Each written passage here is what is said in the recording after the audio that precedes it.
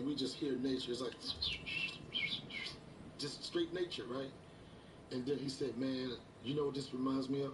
He said, this reminds me of when I was younger, building ramps, jumping ramps on my bike, and me fishing for crawdads with my dad.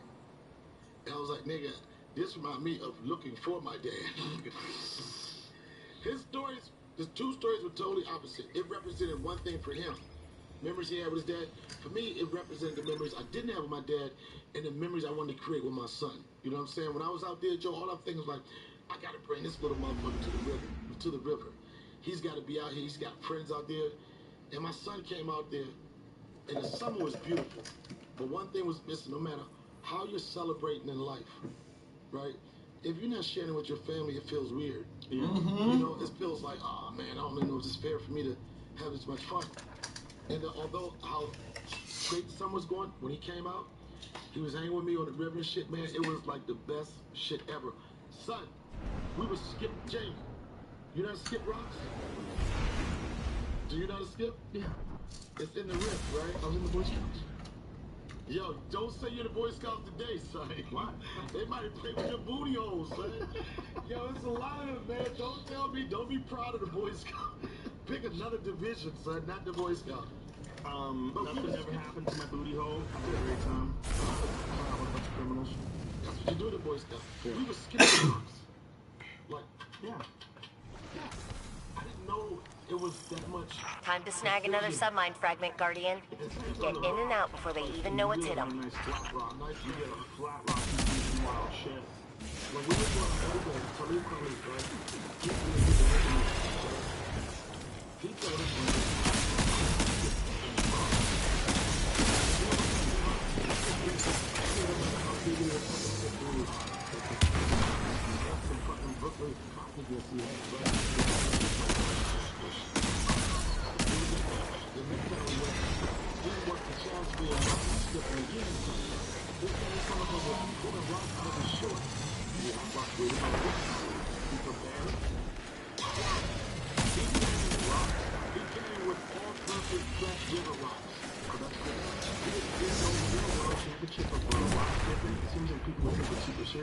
I think it would. I think it's something to think. I'm pretty sure it's done something. I've never thought about it to this moment, but I'm sure there's got to be a competition.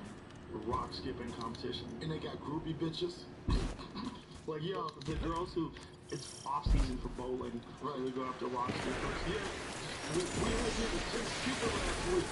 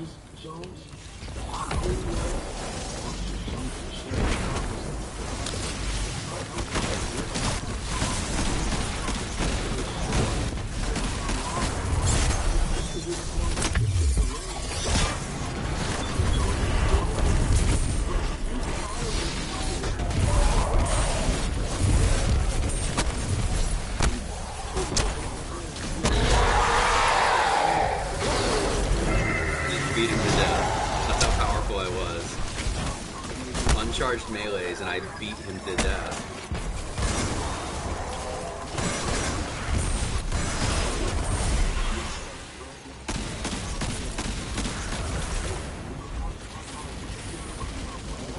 Shooting corrupted rounds into them.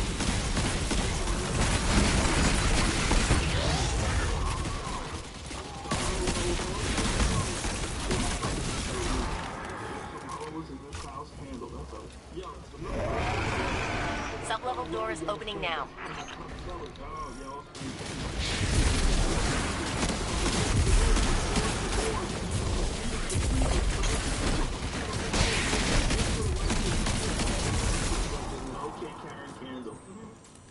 Imagine your name was Karen and you were fine for like 30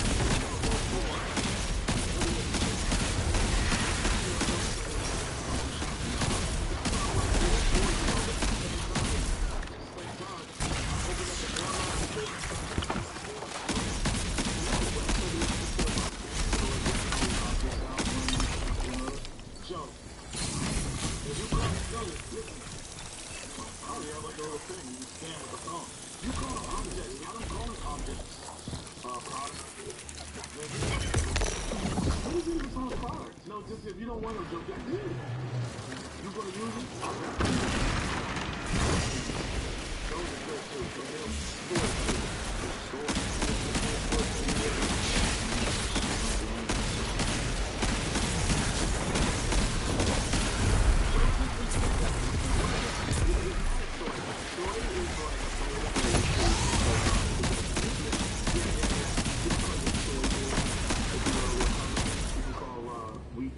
Soy boys. Soy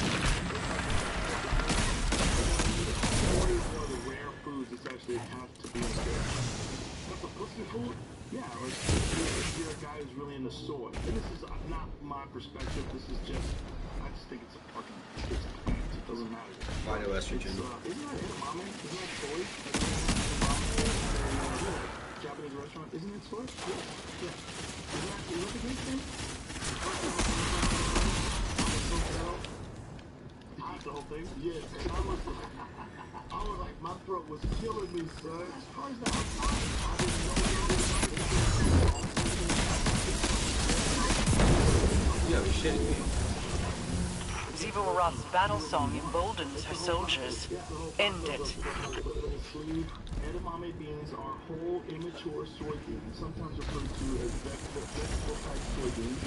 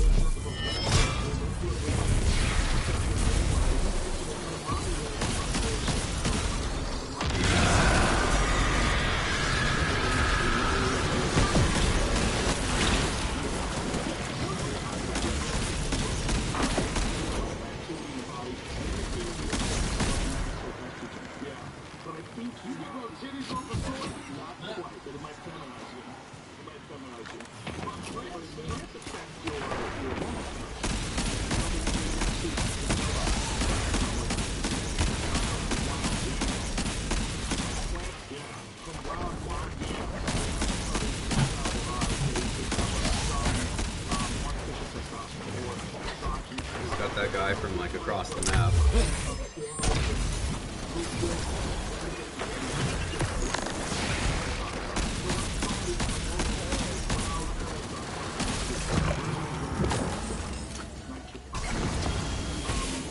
That's like NO explode, all those pump things you do when you want to get jacked. Lifting weights, a lot of those supplements, they mimic the same sort of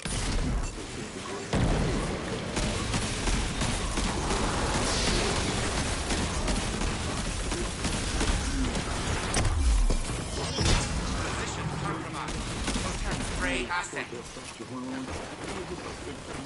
Prey status calamitous.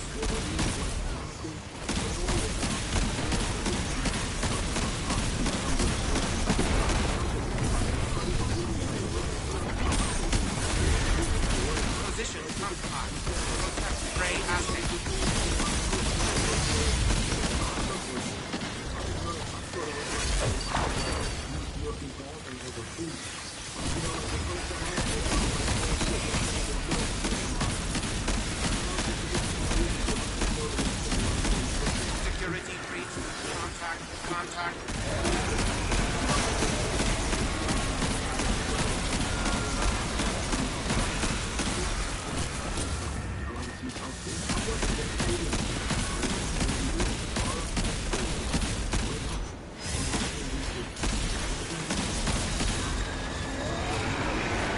submine vault's locked down tight, but the maintenance shafts are just big enough to fit you and all that armor.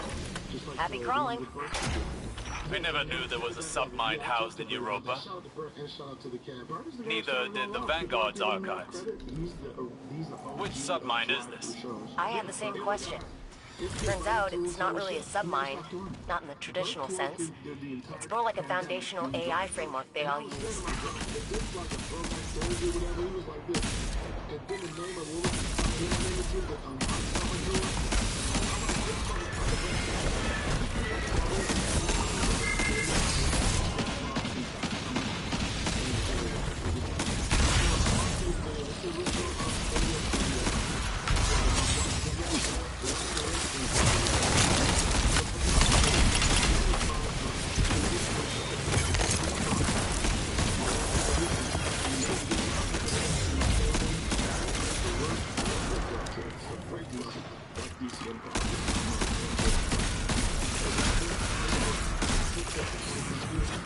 It's just perfect size, perfect, everything about it's perfect. And they get every year it's solid.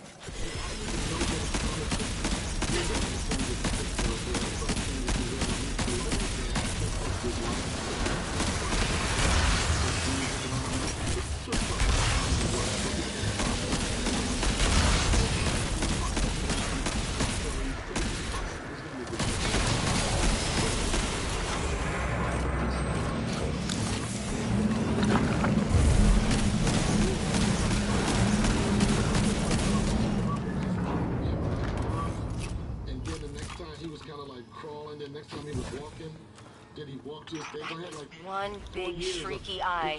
Guardian, get gouging. And then because of the pandemic, I thought the weekend was gone. I'm like, damn, that blows a tradition. Yeah. And then they made a visit from the DC Empire.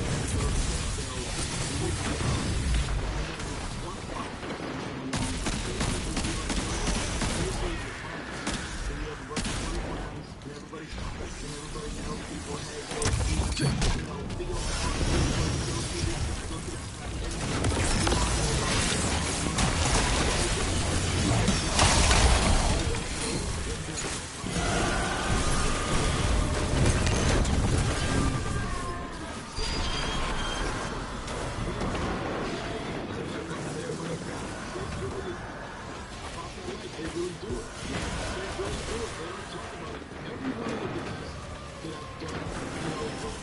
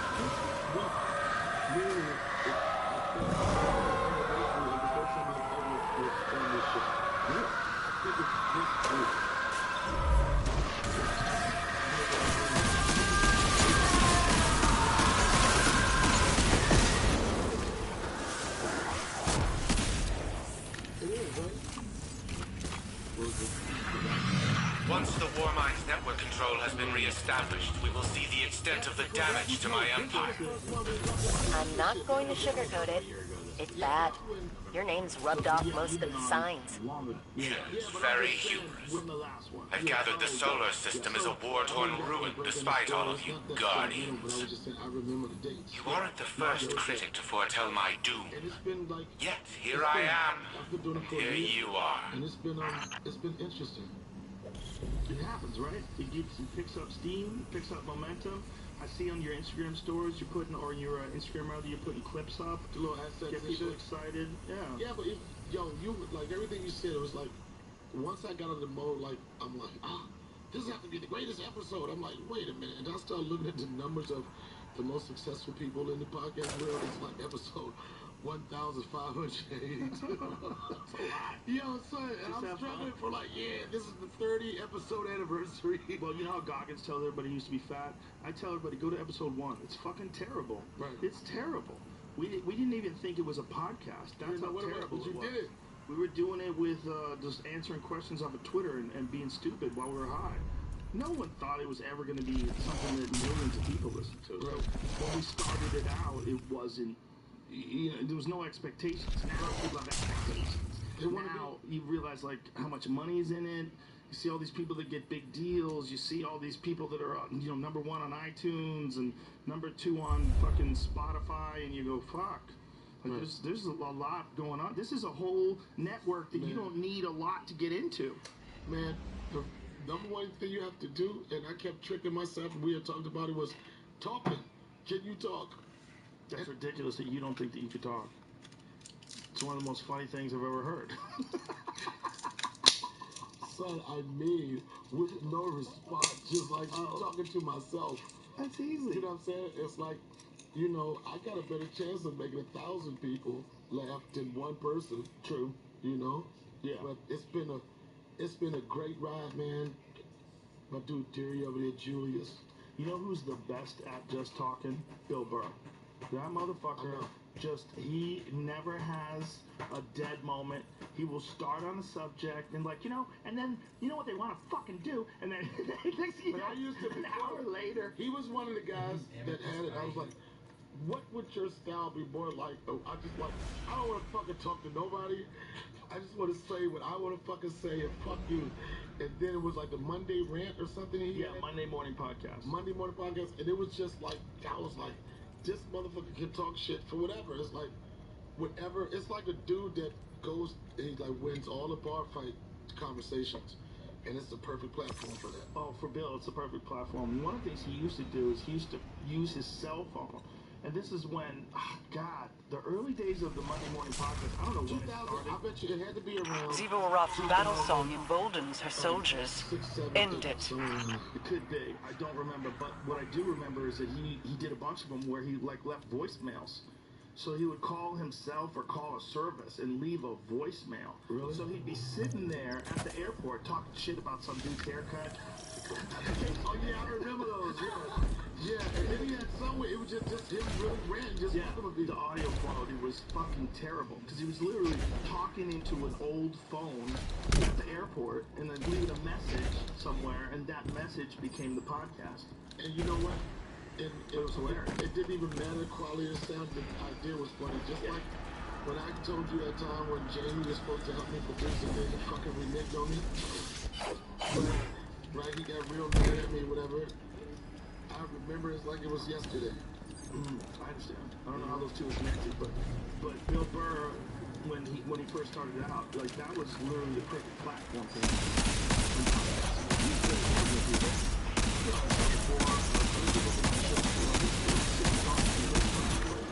As far as like ranting.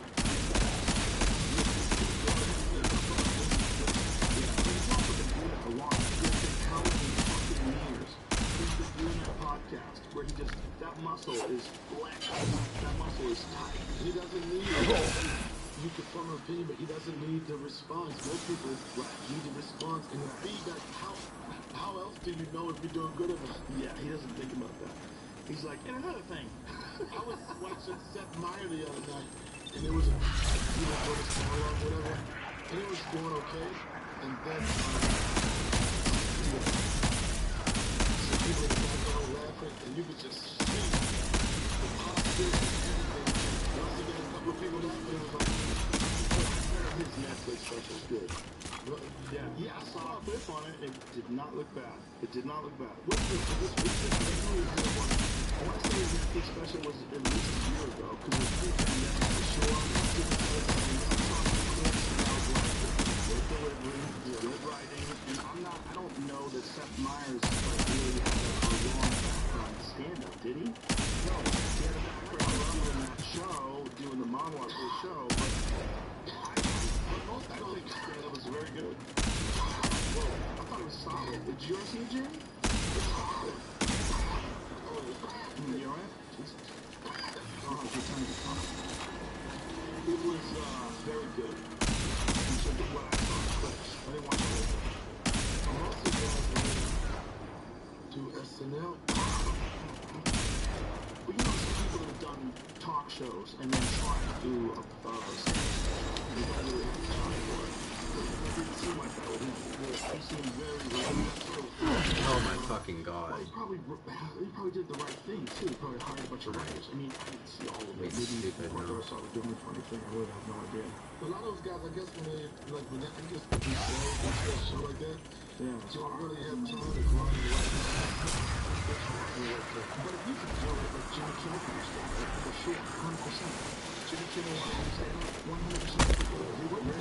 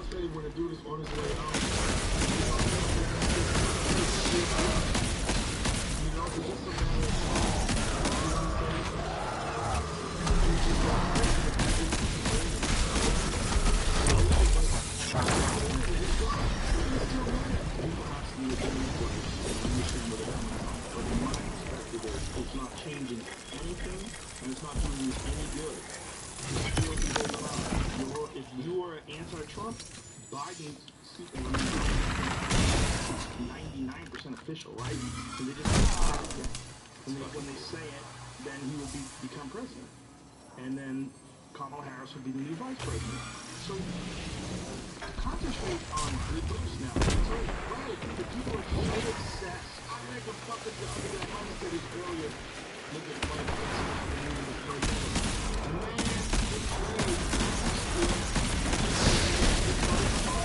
Brain status calamitous.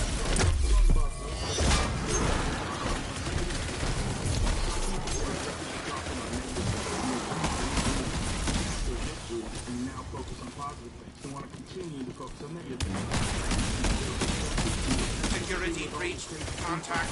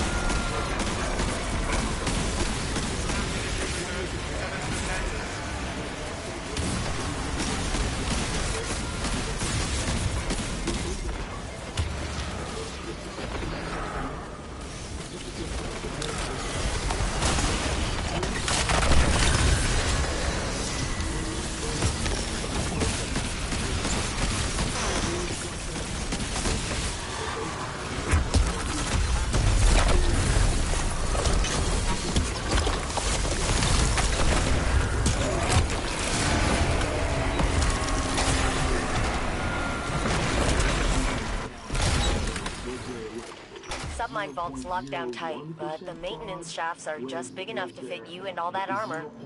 Happy crawling. I never knew there was a submind housed in Europa. Neither did the Vanguard's archives. Which submind is this? I had the same question. Turns out it's not really a submine, not in the traditional sense. It's more like a foundational AI framework they all use.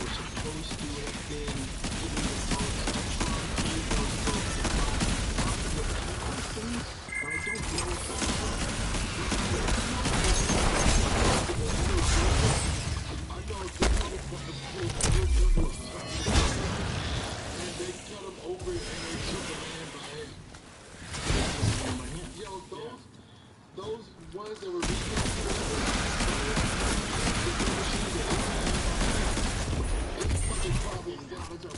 Does someone watch while they do it? Like, do they have a supervisor? Because I would imagine you want to have like watch.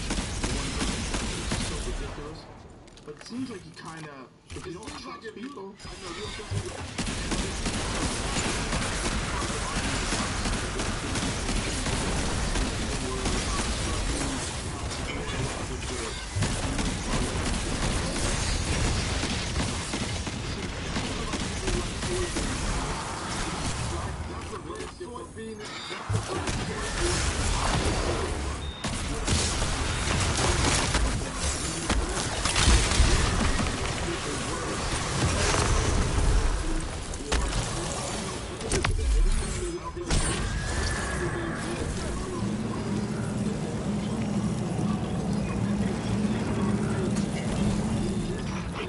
One big shrieky eye. Guardian, get gouging. There's no evidence that they can present that's going to show people right now that there was so much voter fraud that they got to return.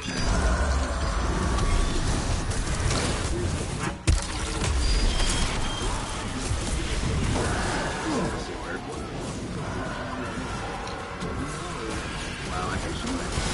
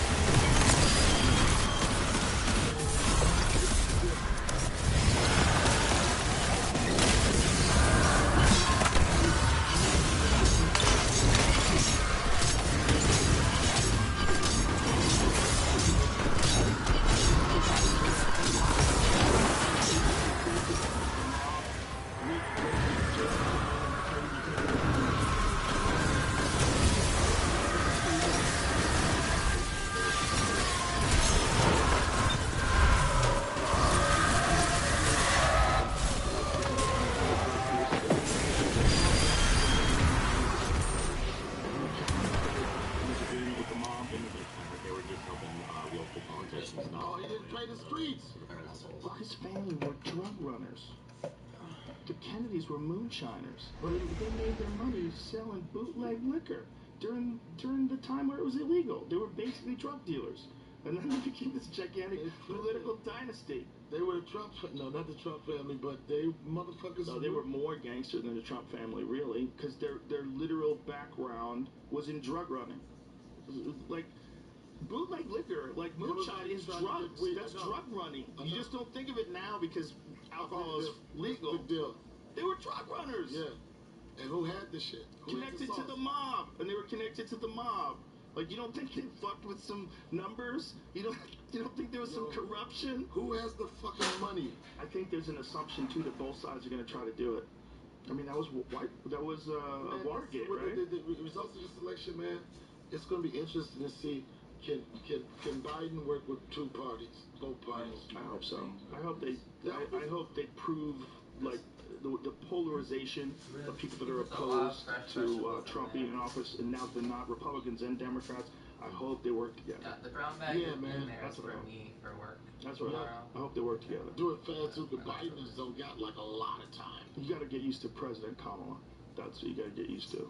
I said it, man. She's going to be the first.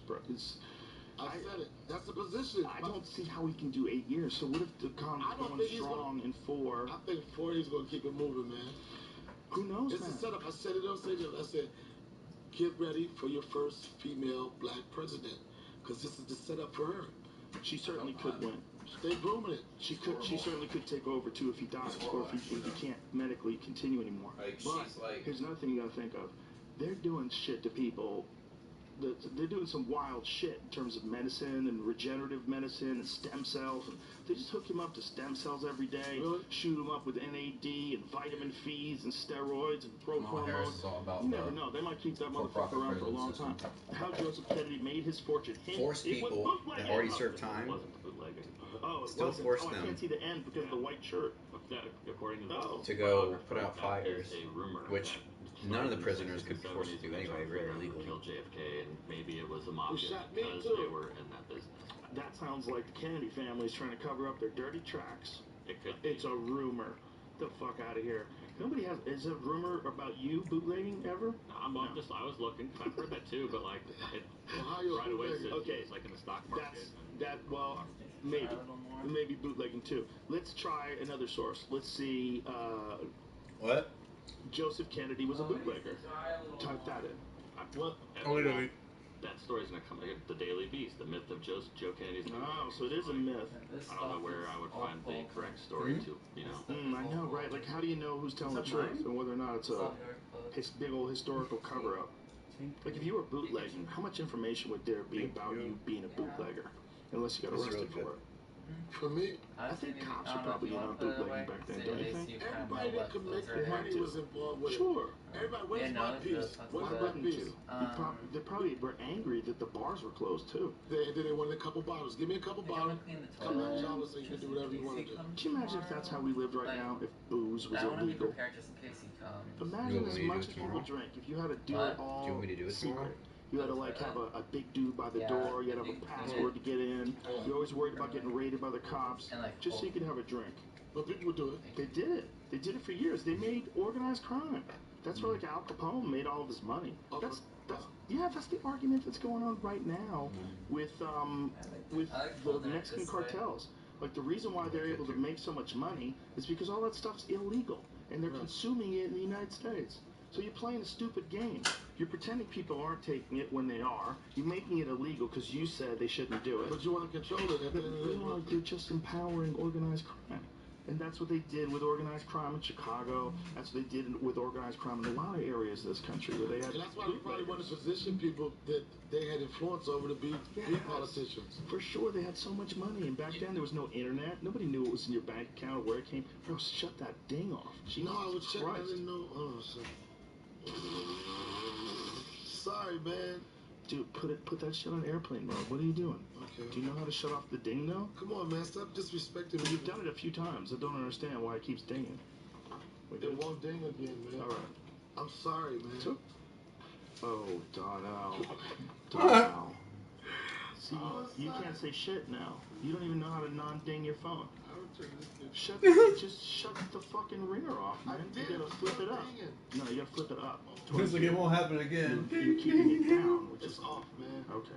It's gonna ding, man. I'm sorry, man. It's gonna ding from beyond the grave. Maggie is down here.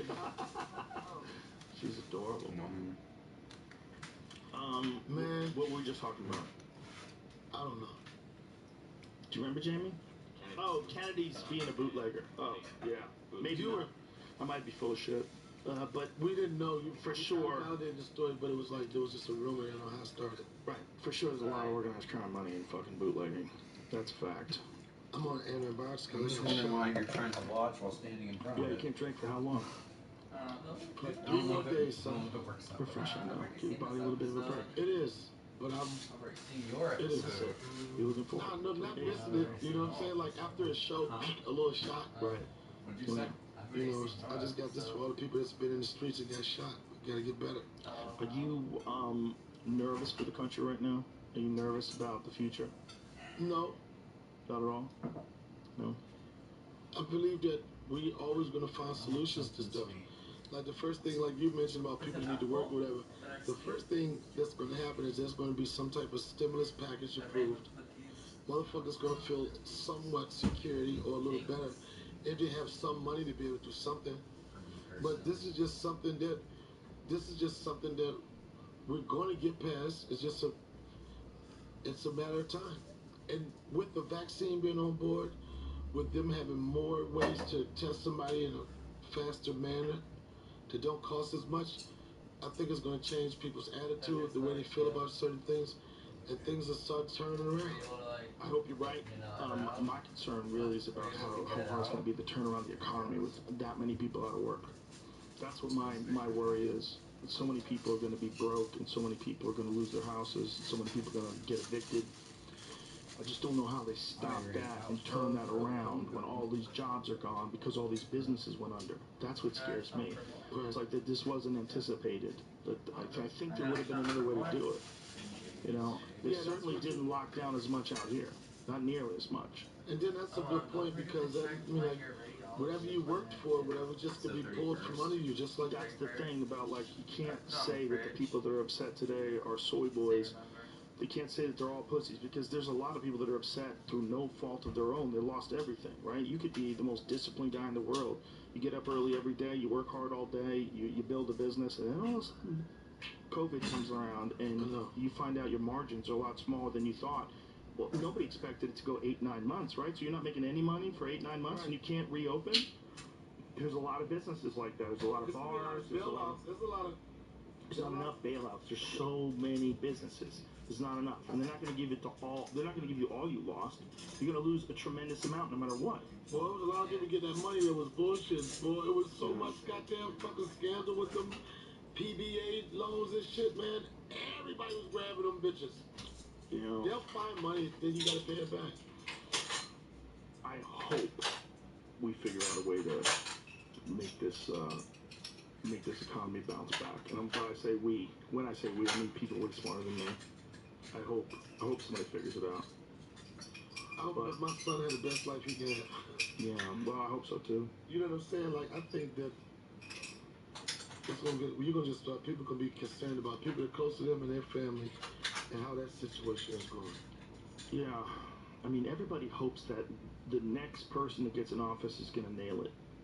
Everybody hopes the next person that gets in office is gonna fix all our problems. That didn't age well, right? We gotta change the way we communicate with each other. That's a big one. Everybody's locked in this trap of us versus them, of red versus blue, of like whatever the trap is, like whatever your particular trap is.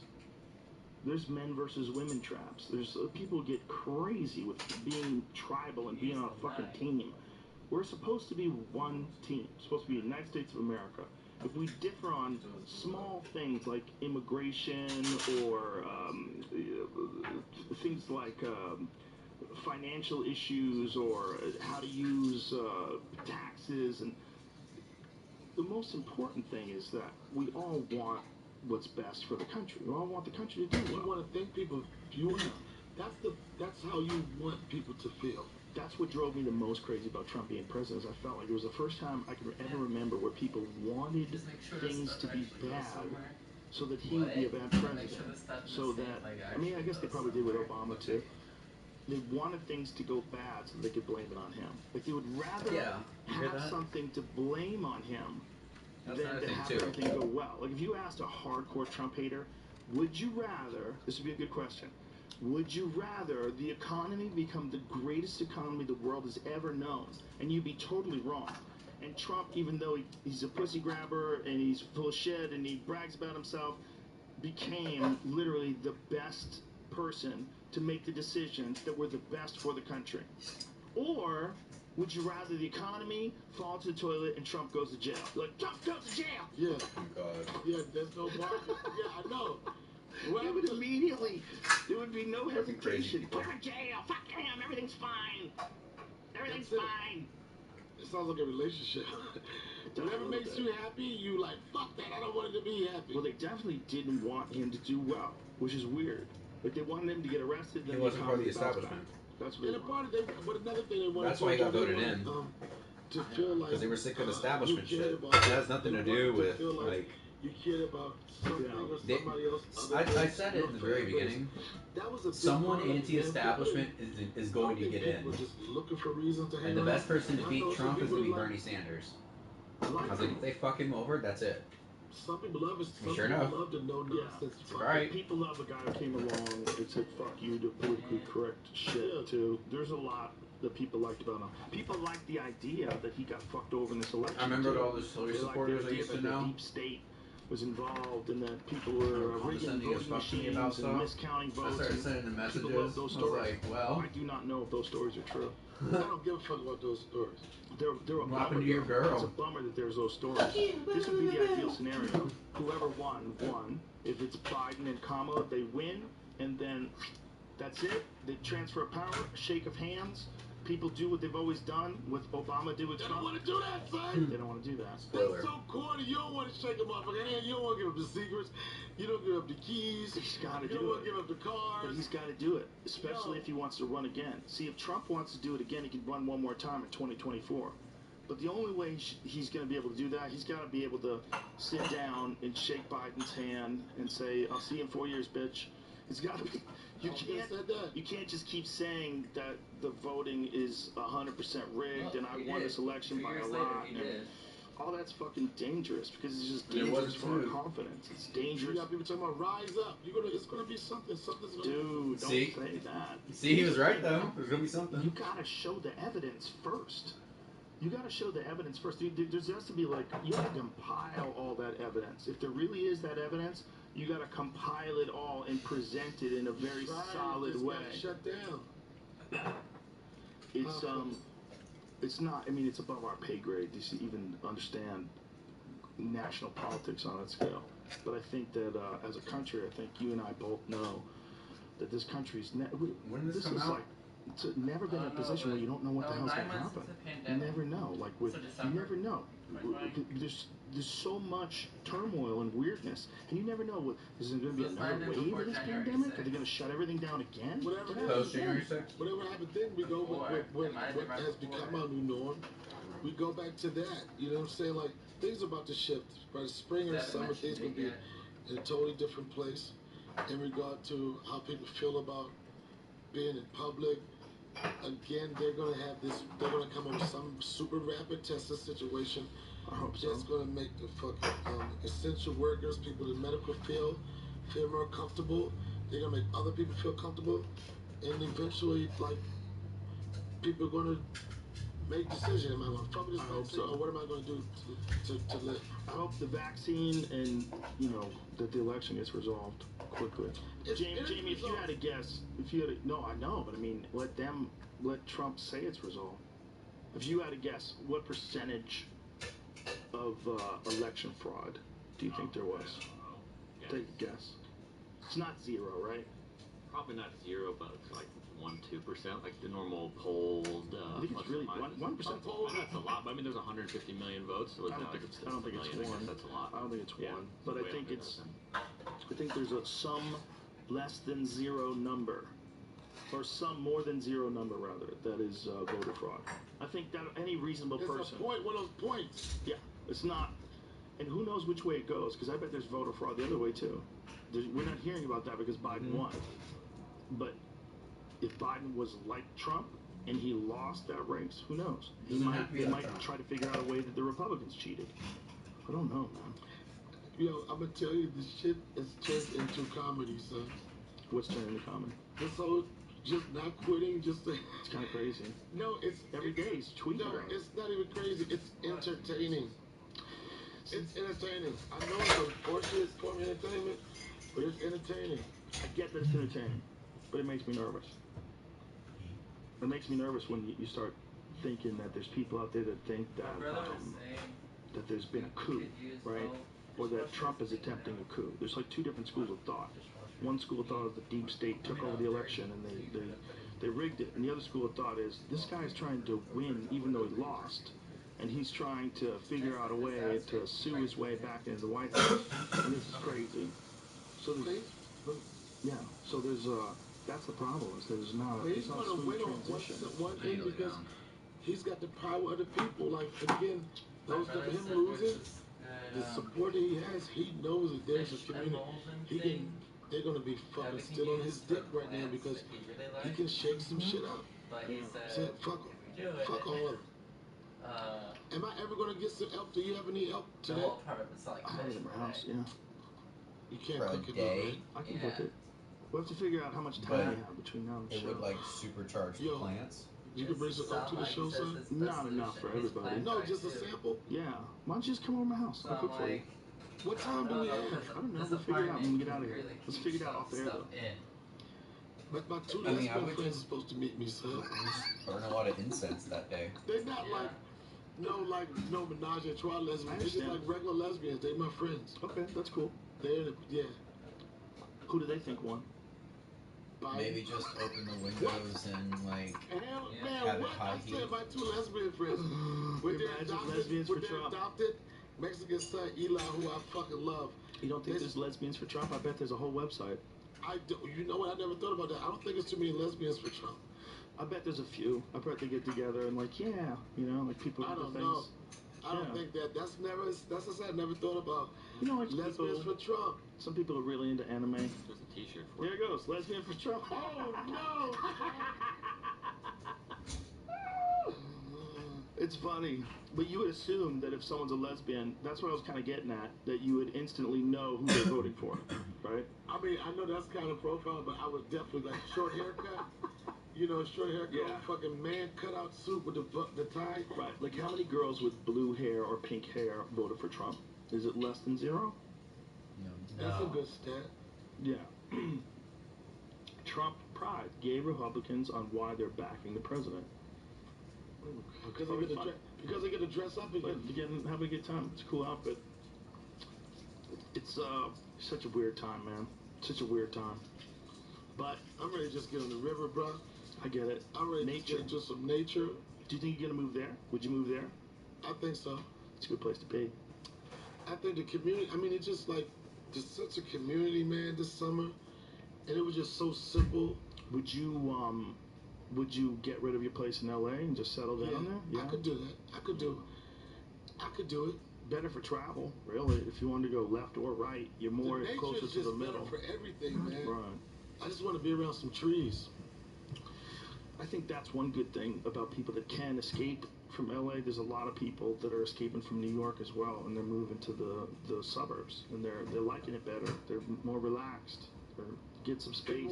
People are like, instead of being in the chaos, I can drive to the chaos. Yeah. You know, it's like fucking people from... Or not even drive now. A lot of people are working from home.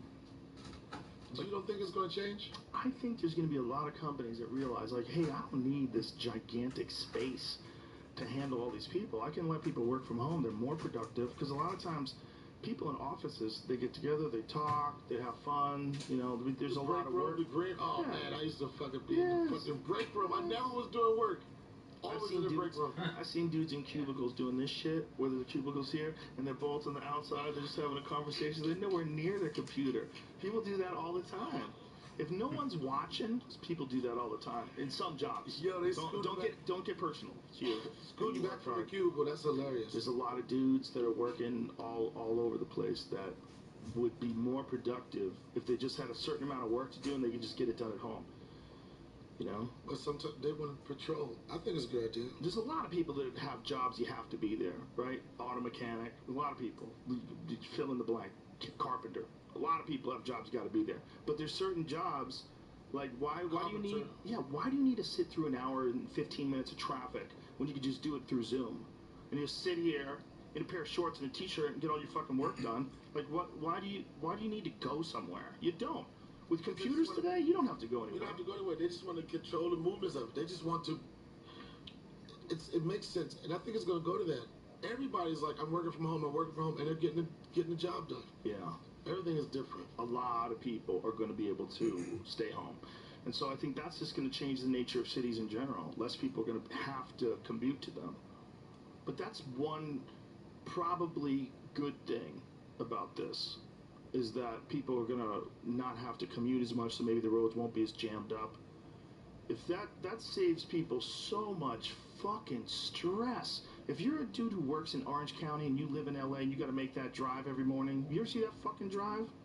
That drive's insane. I've come from that drive. I've been going the other way of that drive. When you go Orange County to LA at 7 a.m., you want to just fucking end it. You just like, I can't do this every day.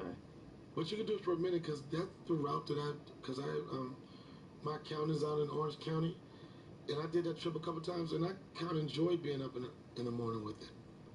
Because I didn't do it. Because you don't have to do it every day. If you had a job, and you had to be at your job at 8:30 in the morning every day, and you live in Orange County, and you got to go to LA, you got to leave your house before 7. Yeah. You're going to accept the fact that every morning there's a high likelihood it's going to take you an hour and a half. Or you can go on Zoom. Or you can go on Zoom. I'm going on Zoom. Yeah, and you can wake up, instead of waking up at 6, you wake up at 8. You wake up at 8, have a cup of coffee, sit down, turn on your fucking computer. I get up you can early eat a little bit now, of toast. I got Maggie. I understand. Maggie, I got to get up early. I'm not like the old Donnell is gone, Joe. I get it. Like, she's down there curled up. I'm just happy that there's alternatives for some people where they at least can work. If they can't be in an office, at least they can do some stuff on Zoom. But for other people, man, that's what I'm worried about. What I'm worried about is everything restarting. Like, how does... Man, Joe. I know you're worried about it and you have concerns, and everybody worried about it have concerns. But eventually it's like this, yo, what the fuck are you gonna do? You gotta figure it out. People are gonna have to figure it out. Yeah, man, it's like, I understand you keep saying, yeah, man, then I feel sorry for them. Sorry, eventually you're gonna have to figure it the fuck out. Eventually, nobody's gonna be able to help you. Nobody's gonna be able to vouch for you, and you gotta do it your fucking self. David Goggins said it, man. It goes back to that same point, man. They're looking for answers. You are the answer. You got two excuses, a good one and a bad one. At the end of the day, it's the same fucking excuse. I've said it before, and I know people are like, well, it's easy for you to say. It's not easy for anybody to say. Whatever's going to happen moving forward, it's not easy for anybody to say. Everybody's going to have their opinion of it. Everybody's going to be on the opinion of, well, give him a chance. Maybe he could bring the world back together. It's going to be a lot of Trump motherfuckers like, yo, fuck you, asshole. There's been no supporter that's been angrier than a Trump supporter. To the extent that there's sore winners and sore losers. You got to pick a sore. You can't just take both sores. You see, the thing is, they think they got robbed. That's why his tweets are dangerous. And even if you do, Joe, yeah. Even if you do, have you feel, this is the part that's fucked up. Is this mine? Have some. Yeah. This is the part that's fucked up. It's sitting there for a while. Probably not hot anymore.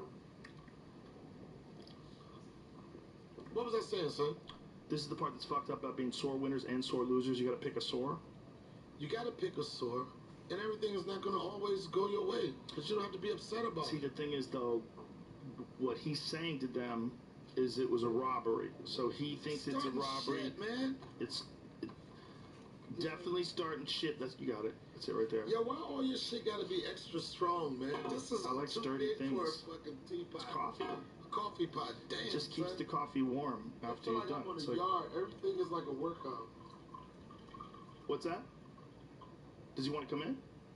Who out there? Dave's out there. Tell that nigga to come in, son. Yeah, tell him to come on in. Come on. Do we have a camera for him? Did he see his test results? Maybe that's what he was waiting on. I don't know. Well, he gets tested every day, doesn't he? Maggie just jumped up. Have you ever seen a baby dog, tiny little dog? I've never seen a tiny little dog. I had one. I used to have one. It wasn't quite that small, but it was pretty small. I've seen little dogs. I've just never seen one in the baby form. Squad. Damn it! What's happening, bro? What's up? How are you? What's happening? Oh, no! What's up? You want to sit right here, son? What's up? Oh, no! Here! What's up? How are you? Good to see you, too. What's she smoking on? Oh, shit. Michelle Wolf? Right here. Come on in The here. whole circus is in town. I don't know how many microphones we have, unfortunately. Yeah, but Joe, yeah, it smells really good. I was smoking this shit. Really. Marijuana is semi-legal here. How was this with I was semi-criminal. Let me get some. My guy. Is there any coffee? Yeah. Yeah, this is coffee. What's up, man? What are you doing? Oh, bro. Living the dream. Good to see you. How's Austin been treating you? Great. We did 2 nights at Stubbs. Stubbs Barbecue, the guy from the barbecue sauce. So he has a stage? It's an outdoor. You never been there? It's an outdoor event. Joe, you will love this place. They said you was there. No, they said you was somewhere else. I went to the Vulcan Gas Company. That's the only place I've been in town. Michelle is doing that. Oh, that's great. That's the gig she's got coming up. Yeah, because Cap City's gone, so people are doing shows anywhere they can. Are you gonna buy a club here? Yes. You got to. Yes. I'll be the first gig. All right. You heard it here, folks. I felt like I have to. It's like as soon as Cap City went under, I was like, oh shit. Oh, now I have to. But I don't know what's going to happen after Biden gets into office. Whether there's going to be another lockdown, like a national lockdown for a while. So I'll wait until after that blows over. Yeah, I just keep moving forward. That's all. Yeah. You know what I mean? Like everything that I've seen you do, moving here to Austin, and it's gangsters, correct? Thanks, man. We find a way. Yeah, we find a way. We were just talking about that. People find a way. I was saying, like, what are people gonna do you know, with restarting the economy and, you know, trying to get a job when all these businesses went under. Like, how does everything go boom? And Donnell was just saying, we do what we have to do. We figure it out. That's true. I'm far from an economist, but I will say that the planning for your future is a good thing. It's a necessary thing. Even though it's uncertain, you have to remember the sun does rise every morning. Yeah. So just keep moving. And people that are in this shit right now never thought that it was going to happen. Now that they know that this is a possibility, now we have to plan for the future. Yeah, I've never seen this before. Never. You know, you've never seen something as large as the American economy stop and then start back up. But it's a global phenomenon. It's not like it's just happening to us. We're just handling it terribly. I like how you handle it, though. I like doing those shows that you did in Yellow Springs. It's a great idea. It was wonderful. Doing it in that chapel, that whole area outside. Yeah, it's amazing. A pavilion, all outdoors. I talked to my doctor, my family practitioner, and he told me you should play outdoors. If you're playing indoors, use UV air filters, you know, like the specs of a building that might be safer. Many buildings now today are not outfitted this way. And you know, you hope for the best. You take every necessary precaution, reasonable precaution, but it's a pandemic. There's no guarantees. Are you getting any people giving you shit about doing shows? No. No? Nothing? I mean, and even if I did, you know what I mean? Who cares? And that's it. There's nothing you can do about it. No matter what, you know, I read about Jesus, seemed to be a really good guy. They killed him. That's just the nature of people. Donnell, this dog is hilarious. Man, this dog is an angel. This dog makes everybody feel good. She's so cute. I've never seen a little dog as a baby. I've only seen them as full-grown little dogs. Like this is gonna be her size right here. That's how she's gonna stay? Yeah, she's gonna stay like this with a little bit more bark and more. Now, how is it traveling with it? Is it easy, like it more or the company? I mean, it's dope. Like I'm like when I got her, I was like this. Oh, she's an emotional dog, right? But now that I got her, I'm like this. Yeah, I'm an emotional human. Oh. And like, yo, let me tell you something, son. Sometimes I'll be up at 5:30, and she'll be up, her ears will be up, looking like, "What we doing, nigga?" And I'm like, at least somebody understands me, right? It increases the amount of love you have, right? Because you have this dog. And she follows me everywhere. Yeah. Well, I was at the show the other night. I was on stage, and they said she was shaking, barking when she heard my voice. Yeah, it's crazy. She was. She was like, "Where you at, motherfucker?" Oh, she loves you. Yeah, it's a different world, man. You got a little dog that counts on you like that. Those are different kinds of dogs, too. They're so little, they have to be held. You have to carry them most of the time. Is she scared or cold? Like, why is she shaking? She might be a little combination of both, son. Maybe she needs a drink. Maybe she has to piss. No, She's 5 months old. How is she keeping it together? Don't talk about her like that. She good, son. She probably just need a little warmth. Do you have dogs? Yeah, I have one dog. You probably have a huge wolf kind of dog. No, I have a golden retriever. I have the sweetest dog in the world. He's the nicest dog ever. That dog looks perfect. He's so nice. That dog looks like he has a great life. He's just a love sponge. Like, that dog is just all about love. So all he wants to do is, like, kiss you and let you pet him. And who spends the most time with your dog? Me? Probably. Yeah, I can see that. I spend a lot of time with him. We have a morning ritual. What's the ritual? I just get up in the morning as soon as I see him. Good morning, sir. Good morning, sir. And he starts freaking out. And he go for a walk? Wags his tail. Well, yeah, he does that, but he loves chasing balls more than anything. He's a great dog. He likes swimming. Chasing balls. Hi, Tidden. Thank you, sir. There you go. No, he's a sweet dog. You got a dog? 3 of them. What kind? Australian Shepherd. And one kind of like this, what they call it, a Chiweenie, I think they call it. It's half Chihuahua, half one of those hot dogs. That's the one Baba. Remember the one in my special, Baba? That's him. A Chiweenie. He have this and half hot dog. And then my daughter has a little dog like this. Not a Chihuahua. I can't remember what kind of dog she is. My daughter has a Chihuahua mix. It's like a Chihuahua with, like, I think he's got some whippet or something in him, so it's a Chihuahua with long legs. He's adorable. You know, I wanted my kids to train animals when they were little. Really? That's one of these things I should have followed through on. But the reason I did it is because I wanted to learn how to be patient with people. And I figured if they train the dog or something, it takes patience. Look, this dog is adorable, but she don't know nothing yet. Yeah, she don't know shit, son. She knows snacks. The real problem is when you get dogs that need a lot of training. Like if you want to have a German Shepherd or a working dog, like a Belgian Malinois. A lot of people get those dogs. You don't realize, like, you basically got like a little genius with teeth that lives with you that wants to figure out problems. You know those, like, have you heard of those celebrity, like the German Shepherds, the guard dogs, the real ones with that know 200 commands? Yeah, Schutzen training. Yeah, that's what they yeah. I've seen guys do that. Some comedian got one of those dogs, spent like 200 grand on it, and it died in like a week. Those are crazy. If you can have a dog like that, that's a commitment, man.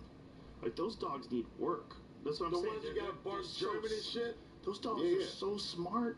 They're from a long history of working dogs. Those are task-oriented dogs. This dog's from a long history of something. Isn't she adorable? Come on, baby. She is. Come here. She doesn't want to be held back, bro. Have you ever taken your dog hunting? No. You can't do that, right? No, not my dog. It's too dangerous for a dog. Well, you wouldn't want him to be in the woods, first of all, because he'd probably scare off the animals. But second of all, he has, like, the instincts to chase squirrels and shit.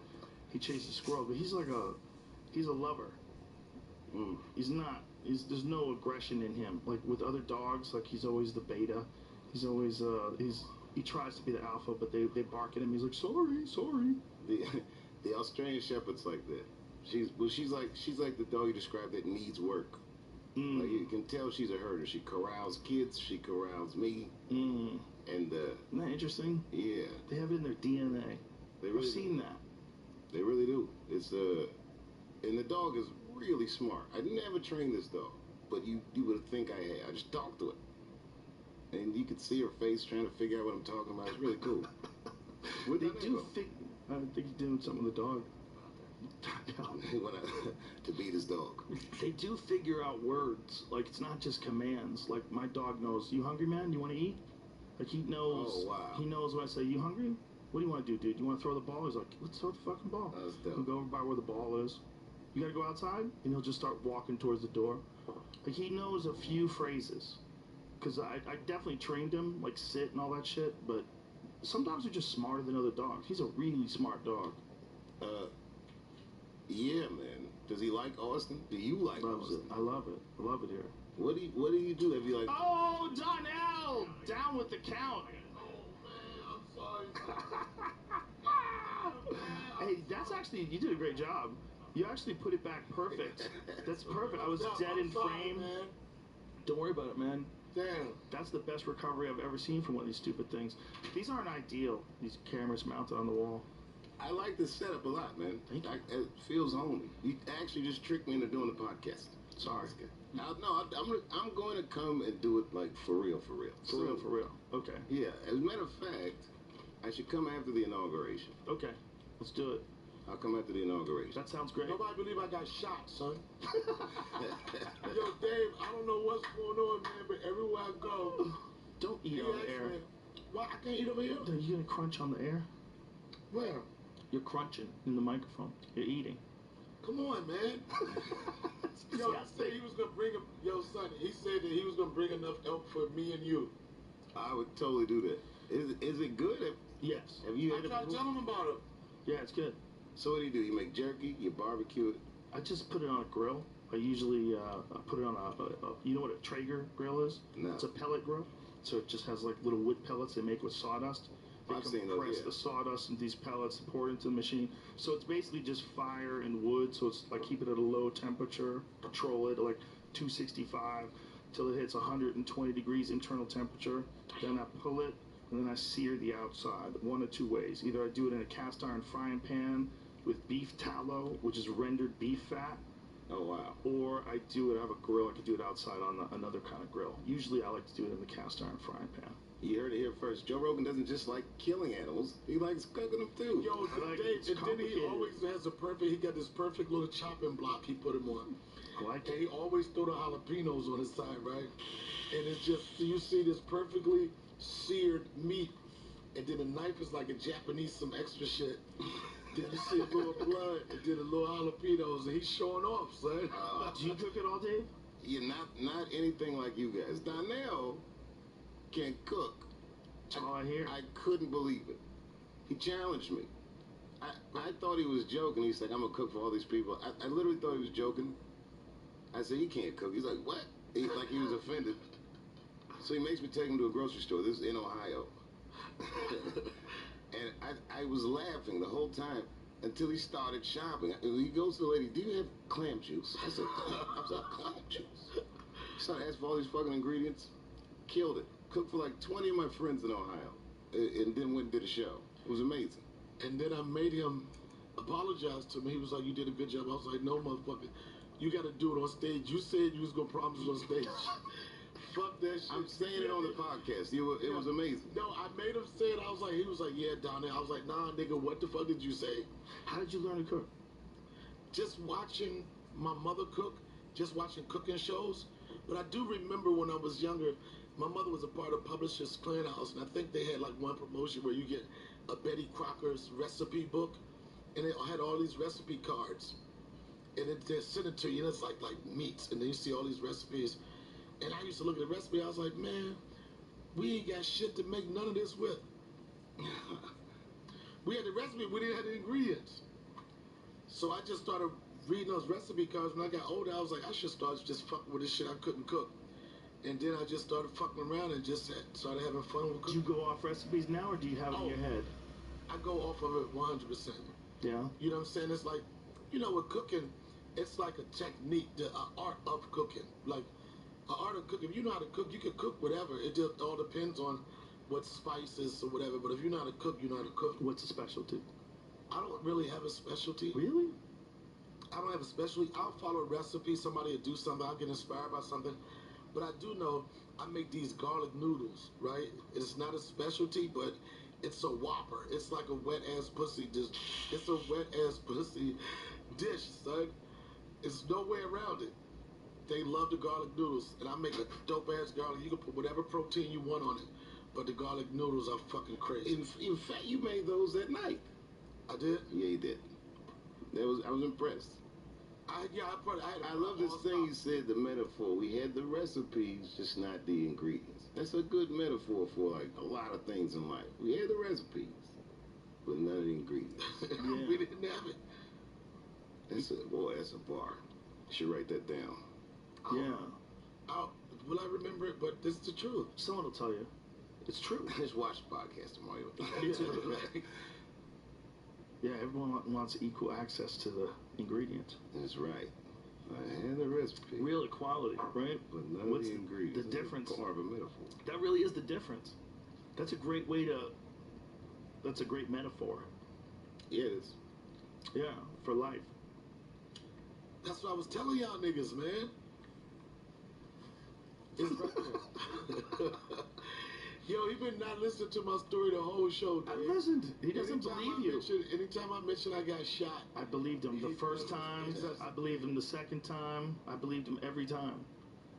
You know Pierre Edwards? Yes. Great comedian. I saw a video today with some guy's Instagram.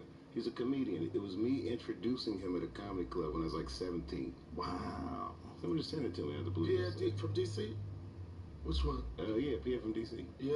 He used to do the funniest joke about getting shot. I'm not going to do another guy's joke. But, he got shot in DC like one night.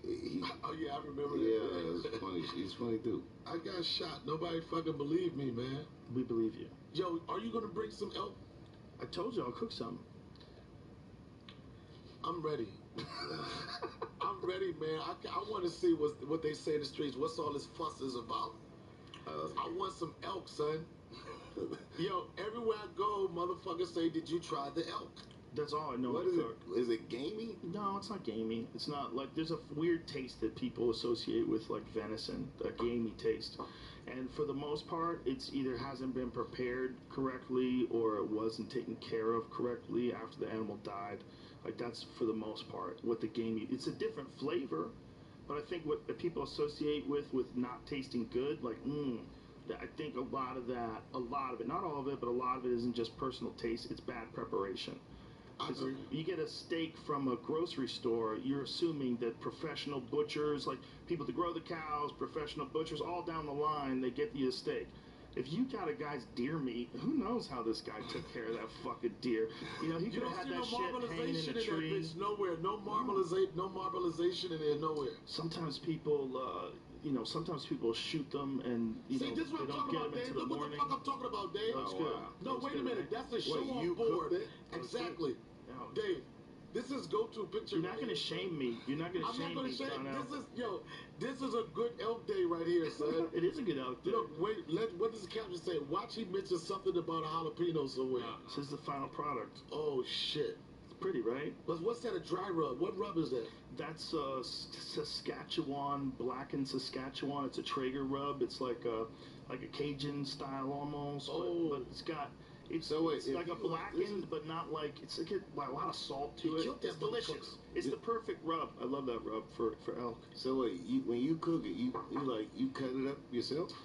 You know how to cut steaks out of Yes, that's the whole purpose. But that part is easy because that part is what's called the back strap. That's the big, thick piece of meat that's on each side of the spine. Look at the knife, though, nigga. Is that a Japanese? No, that's an American knife. Who made that knife? Was it? Does it say in the caption? There's no tag or nothing. The dude who made it was shit. Dave, you wouldn't eat that. You wouldn't eat that. It's in there somewhere. Same knife, real close to it. So if you're killing elk, how long are you eating that elk? You can eat it for a whole year. Literally a year. Yeah, they're huge. Yeah, it's not my favorite. I got it. There it is. The guy gave me the knife. There it sits. What does it say? Neanderthal. Chumney knives. CHUMNEY right, knives. Son, that knife looks dope. It's a dope knife. Yeah, you'd eat it for all year. It's hundreds of pounds of meat. It's like 400 They're pounds. huge. They're huge. So, okay, say you're shooting elk. You're bow hunting, I'm imagining. Yeah. What happens? It runs off. You got to follow it for like a day or two? Or like, if you hit them right, they die pretty quick. Ow. Yeah. Okay. Damn. He do it with a bow, though, son. Yeah. But you have to practice a lot, man. This nigga do it with a bow. It's not easy. But the point is, I know exactly where that meat's coming from. Like that, I know the whole chain of command. I know everything that's happened from the time that animal got hit until the time I'm cooking it. Oh, that's interesting. You know, because, yeah, it's my boy. I get all my meats from strangers. Yeah, most people do. Yeah, you don't think about it. I was in Alaska once, and a lady told me that she hadn't eaten something, she hadn't killed herself in years. Wow. And this woman looked like a Betty Crocker model, like a house model. She was working in an ammunition store.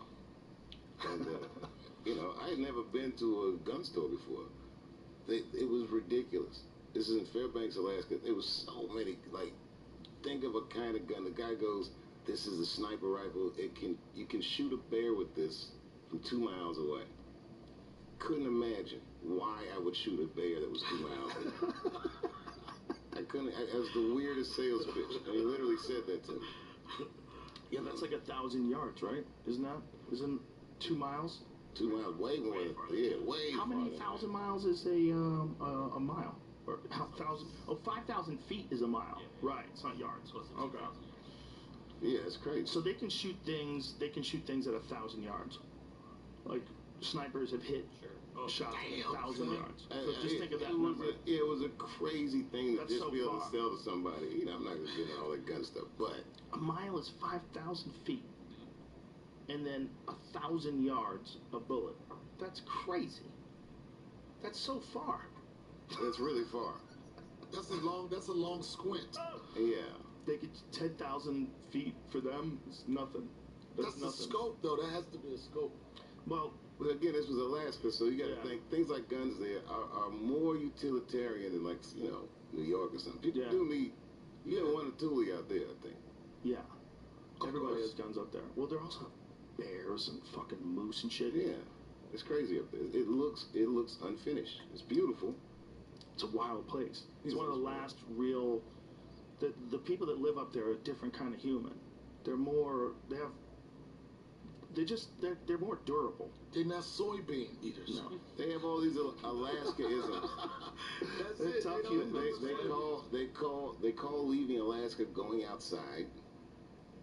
Really? Yeah, they say it's like a code. They say the lower 48. We all heard that before. Right. Yeah. They'll call the rest of the continental U.S. lower 48.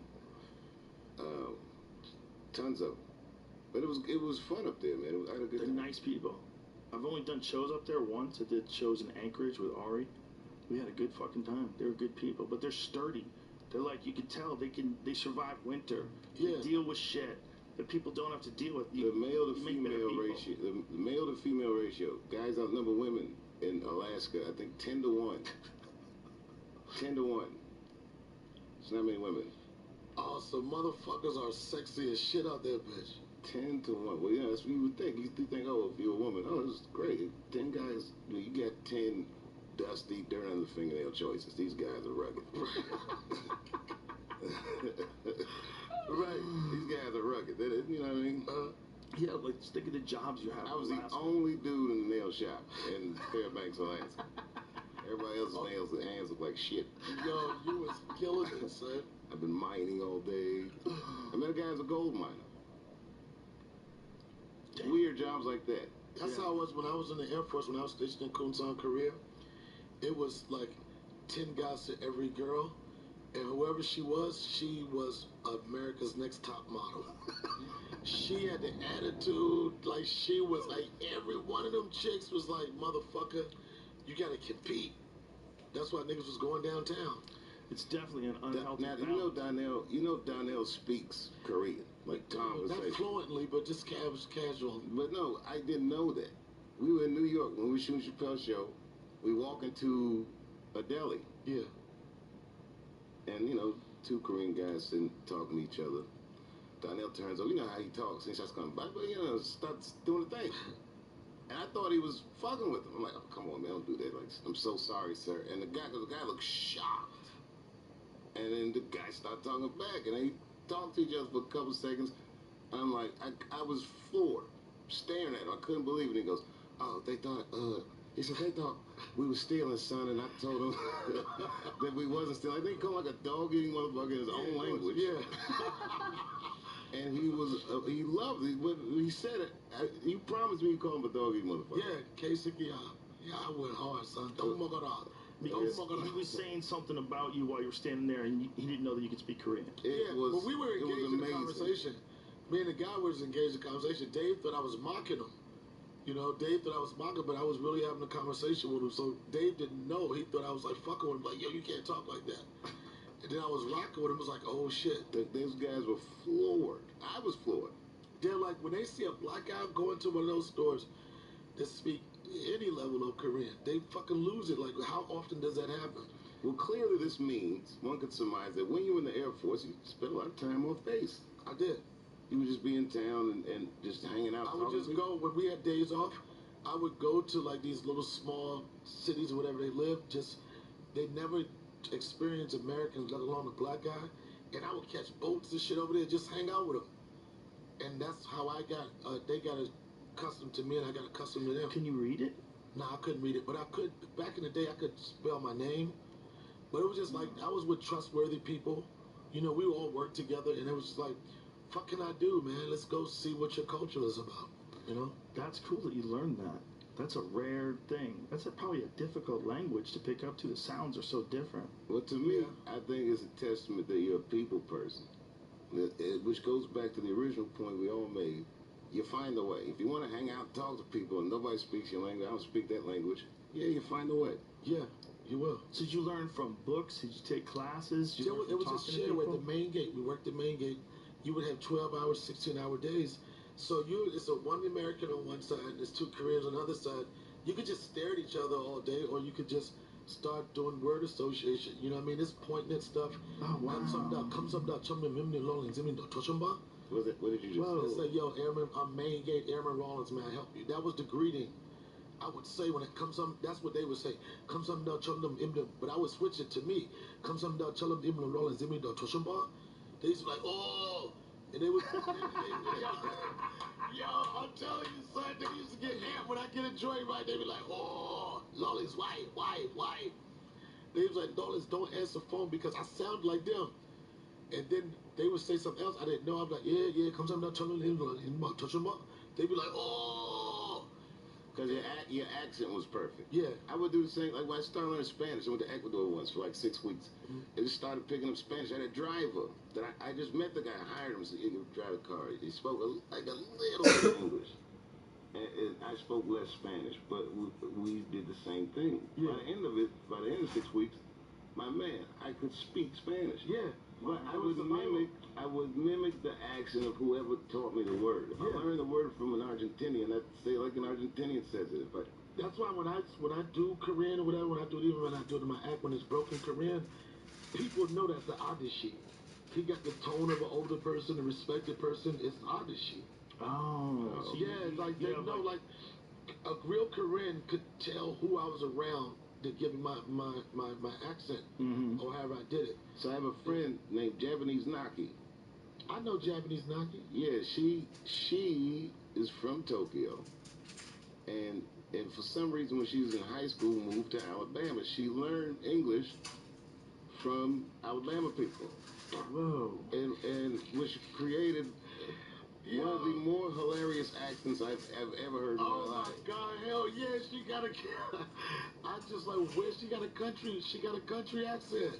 Wow. She's the best. And she likes lemon pepper chicken wings it's too. That kind of stuff. Yeah. In other languages, there's all these weird tones that change the meaning of words. The meaning, especially like in Korean in particular, right? In Korean in particular, because you can tell the way people use their voice when they talk to people. Older people always talk down to people. No matter what you did, it don't matter what it is for you to celebrate. It's always like, it wasn't enough. Do you know that those problems in communication is why Korean Air only teaches pilots in English? They only learn and communicate in English. They're not allowed to communicate in Korean. How do you know that? Well, because they recognized there was an issue with the superior and dealing with a superior. Like if you were my captain and I couldn't say certain things to you. If the fucking plane's gonna crash, I can't simply say you're doing it the wrong way. You can't say it, but in English you can. So they taught them to communicate in English because it changes the way, or they only use English because it changes the way you communicate with people. You don't have like that cultural classification of a superior, of an older person who demands respect. I get it, and that's the one thing people don't understand about, especially Korean culture, is the level of respect that they have. Yeah. Like that's that. People think it's like, oh, they don't fuck with me because I'm black. No, the level of respect that they have. They give a fuck about being older. Like, that's money, that's prestige, that's everything. You being older in Korean culture was money. I was around Korea a lot when I was a teenager. I like this cultural nuance. Korea is a fascinating culture. Yeah, because here I feel like... They don't have... hard workers. What they don't have is like Korean dads don't really have connection with their kids like that. They don't have like the ultimate emotional, oh, you did a good job shit. No, they're very hard. Their job. They're very hard on their kids. That's it. In general. I had a good friend of mine who was a doctor. He was going through his residency while he was on the national Taekwondo team. And the dude would literally be in school, and he would take breaks to put his backpack on. He's filled his backpack up with books and run up staircases and go all the way back down and then go back to go into the library to finish his work. Oh, wow. And then he would find a way to go to the gym every day, and he won the national championship. And he's this Korean kid. I've never met a person who worked harder in my life. To this day, I think about that dude. He was always tired. I go, how you doing, man? He goes, I'm always tired. I'm always tired. But that motherfucker every day would be in that gym. Yeah. Every day. Jung-Sik Chang, that was his name. Is he still alive? I don't know. I haven't talked to him in a long time. He was Jung-Sik Chang. He was a guy that he was probably like the star student of our team during my when I was competing, because he was this guy that was not just a national champion, but also a guy who did it while he was in his fucking medical residency. Like the amount of work that he was capable of doing was insane, and he was like the way Koreans are, the way he would describe it to me, is like nothing's ever enough. No matter what I do, it's never perfect. Like no one's here to praise me. I gotta keep working hard. Sounds like a fun guy. Jesus Christ. The Korean military. Yeah. It's like when you were like when somebody was outranked or whatever. They used to do this thing called education, where they could just talk to a little Korean motherfucker any kind of way they want. Yeah. And they used to have this little greeting they used to do, and then you just see the young Korean just like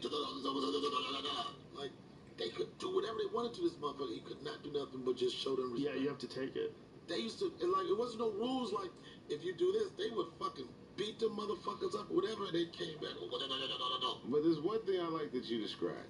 The reverence for older people. Yeah. I feel like here in America, we be just discarding people. Yeah, really quick. Yeah. It's not wise. We should get more than half price at the movies. That's a certain point. Yeah, come on, that's the least they could do. Wow, we've forgotten that it's important to have people that are older than you that figured life out a little bit better than you have to help lead the way. When these guys were running for president, the way they kept going in on Joe Biden for being old, and, Trump, whatever. It's whatever. So come on, man. Well, like Trump's old too. That's what I mean. I like when Trump calls the elderly, as if that somehow doesn't apply to him. Yo, that's how I am. Yo, Dave, I did a show once, right? And I was so caught up in myself. I was like, look at all these old head motherfuckers that I went to high school with, right? I was like, old ass motherfuckers that I'm their same age. I forgot the connection altogether. That's real. That's real. Every once in a while. But they are older than me. And they're the same age. Yeah, they're the exact same age. I'm talking shit. Yeah, all my friends around my age. You don't feel it. Yeah, they're more like they have like, you know what I mean? They dress the part. That's why it's very important for older people to actually have their shit together. Because when older people actually have their shit together, maybe people will resume the idea of respecting older people. Like maybe it'll become more of a trend in the future. But when older people are that old and they're still crazy, when that's the problem with a guy like Trump, that old and still, I won this and big.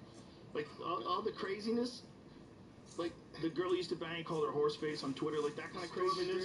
Yeah, that kind of craziness is like.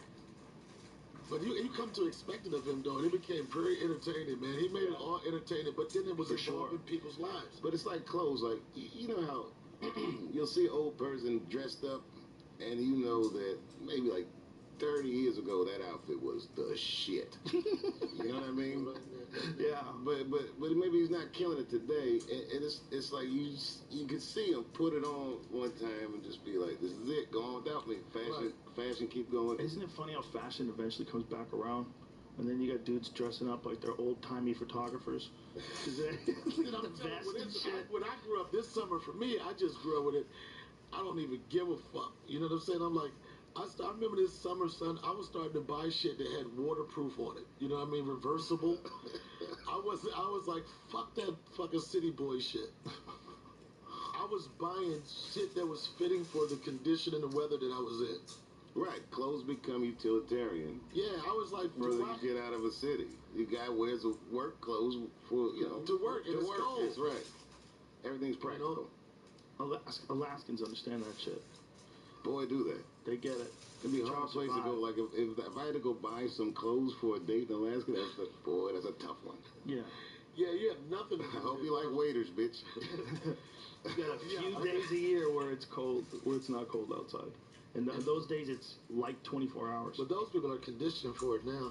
But that's where it's weird when it's 24 hours. Well, that was part of it. They had all these signs up because this was like in November. All these it was like Game of Thrones. Winter is coming, and there were these signs that said "Get your happy lights." Have you heard of this? No. They're like UV lights that people put in their house to mimic sunshine, just so that they don't get depressed. I couldn't. So it's like they're homegrown, man. It's like all. That's crazy. Do you remember that there was a vampire movie a few years back called 30 Days of Night? I don't know. It's all about vampires that show up in Alaska because there's 30 days where it never gets light out. Oh, that's a good premise. So these vampires just fuck this town up for 30 days because they know when. So they bring this vampire familiar that pulls the boat into the Anchorage shore or whatever the fuck they landed, and they get out in this small town and just wreak havoc on this town for 30 days. Robin Williams and Al Pacino did a movie the opposite of that. It's called Insomnia. You ever seen that? I didn't see that. It was a weird character thing. Pacino's character is a cop. This is real, and Robin Williams is a guy he's looking for a heinous crime, right? The backdrop of the movie was that it was daylight for 24 hours a day, and the guy had terrible insomnia. Oh. That's a rough way to live when it's never gets dark out.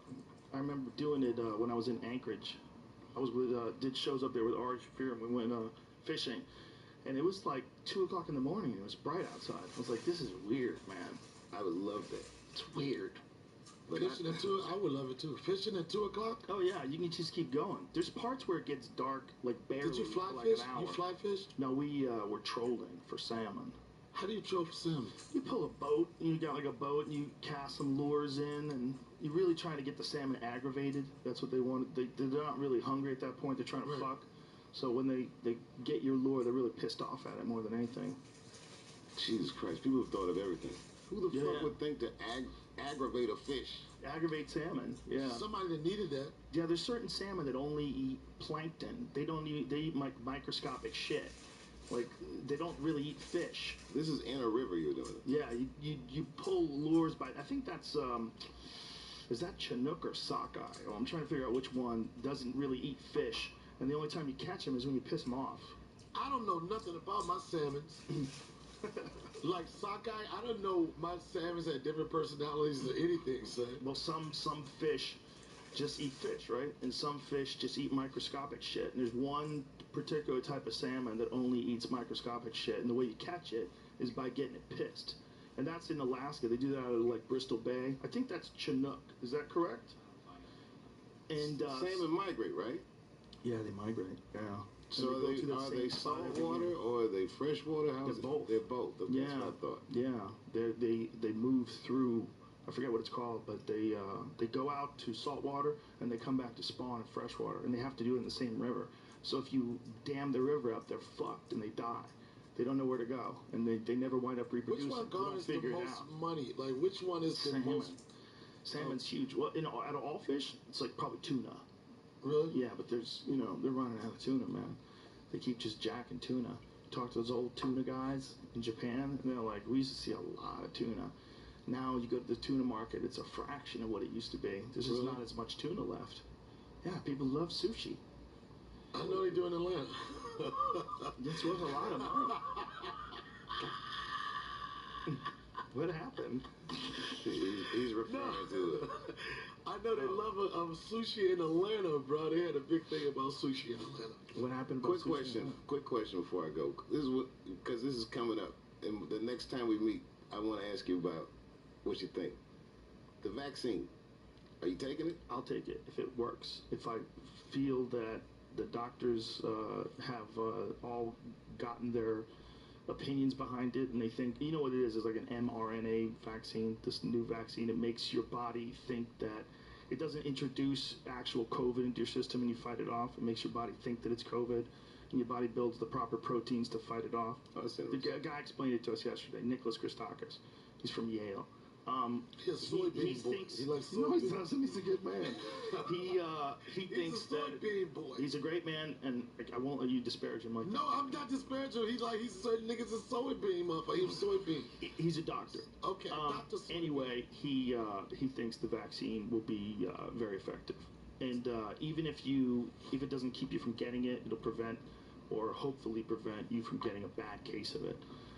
I don't know though. So what would you need? Would you need just the consensus of a body of doctors you trust? And people's experiences, because people have already taken it. So if people have taken it, like, what is the experience? They say that they, they felt like shit for a few days. That's it. Now, is that true?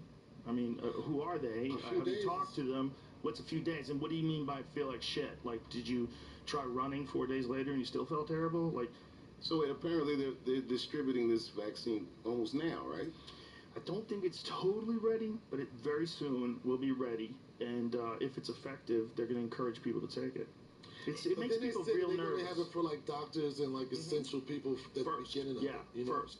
And then it's going to probably people that are high risk, like older Yeah, but the thing is, it's going to have people have a sense of like there is something that could be done now. Like it's a sense of hope. It's a sense of progress. It's a sense of like, it was at one time when we didn't even have a thought of vaccine. Now we got competitors and shit. So people to think different.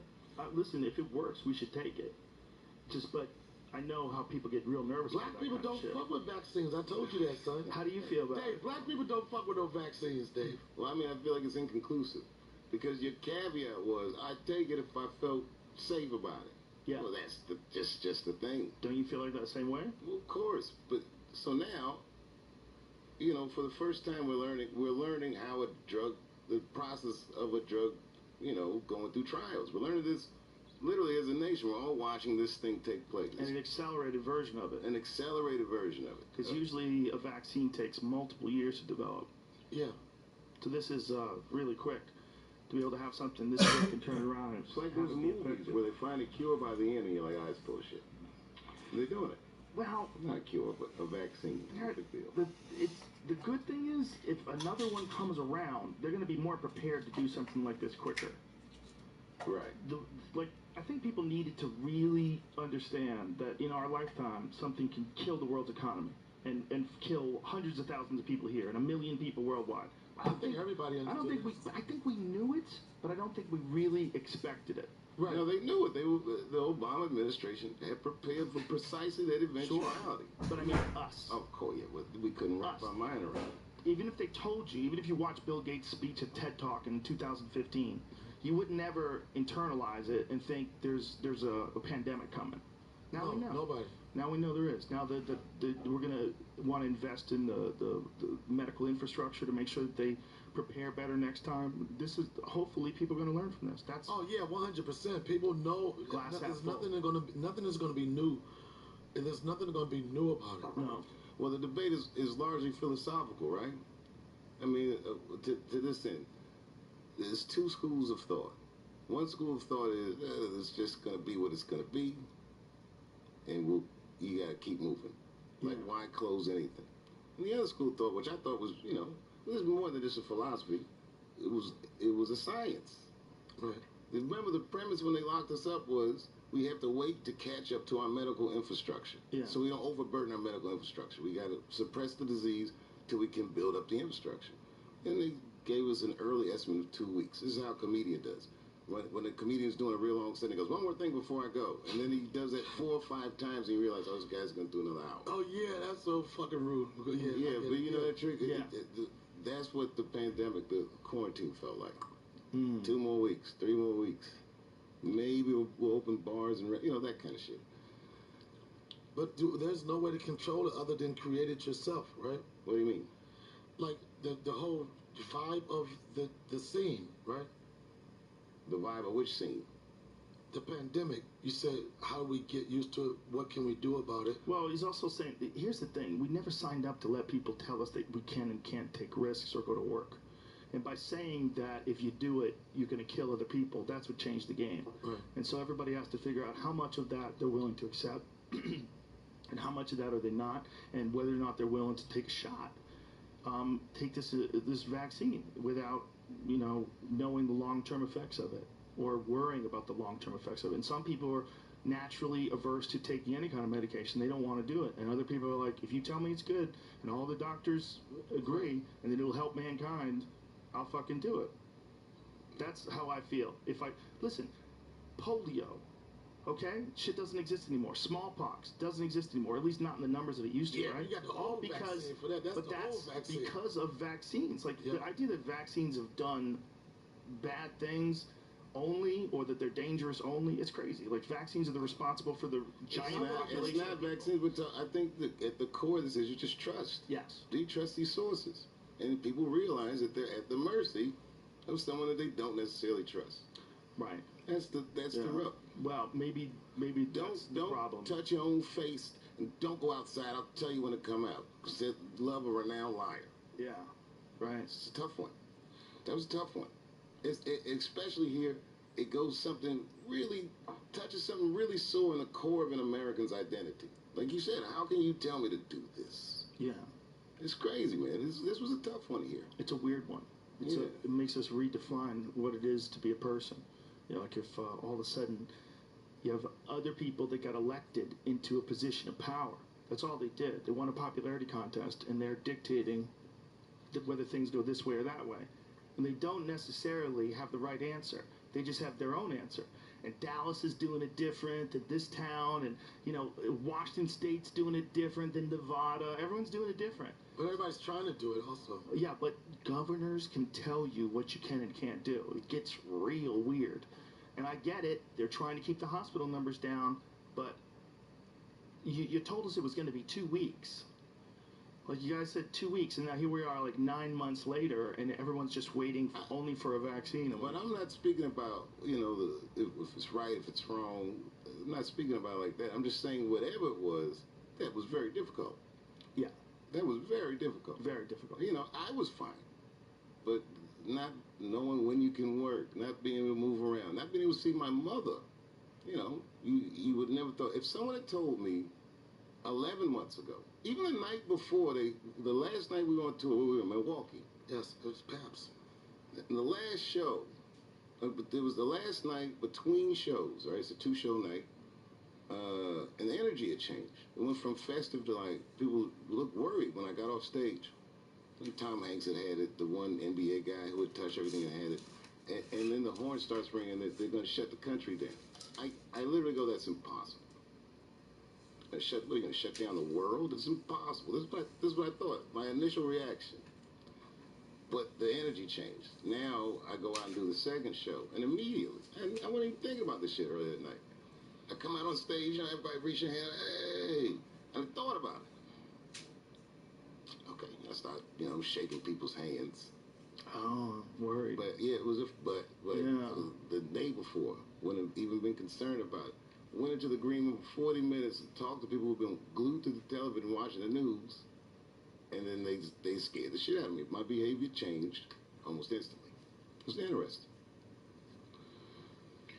I don't want to get too heavy. I mean, I'm only hanging out. No, man. No such thing. It's not too heavy. That's exactly how I felt about it, too. I remember I shook a dude's hand on a flight. I was flying to Vegas for the fights. It was like one of the last fights before they shut it down. And some dude goes, I don't know, you want to shake hands? I was like, I'll shake your hand. We shook hands. He had a mask on already. And I was like, wow. He was ready to go down. I think this was the very beginning of March. This was the first time I would have been tested in any capacity was when I did your show that time. Mm. That was the first time I had an antibody test or anything.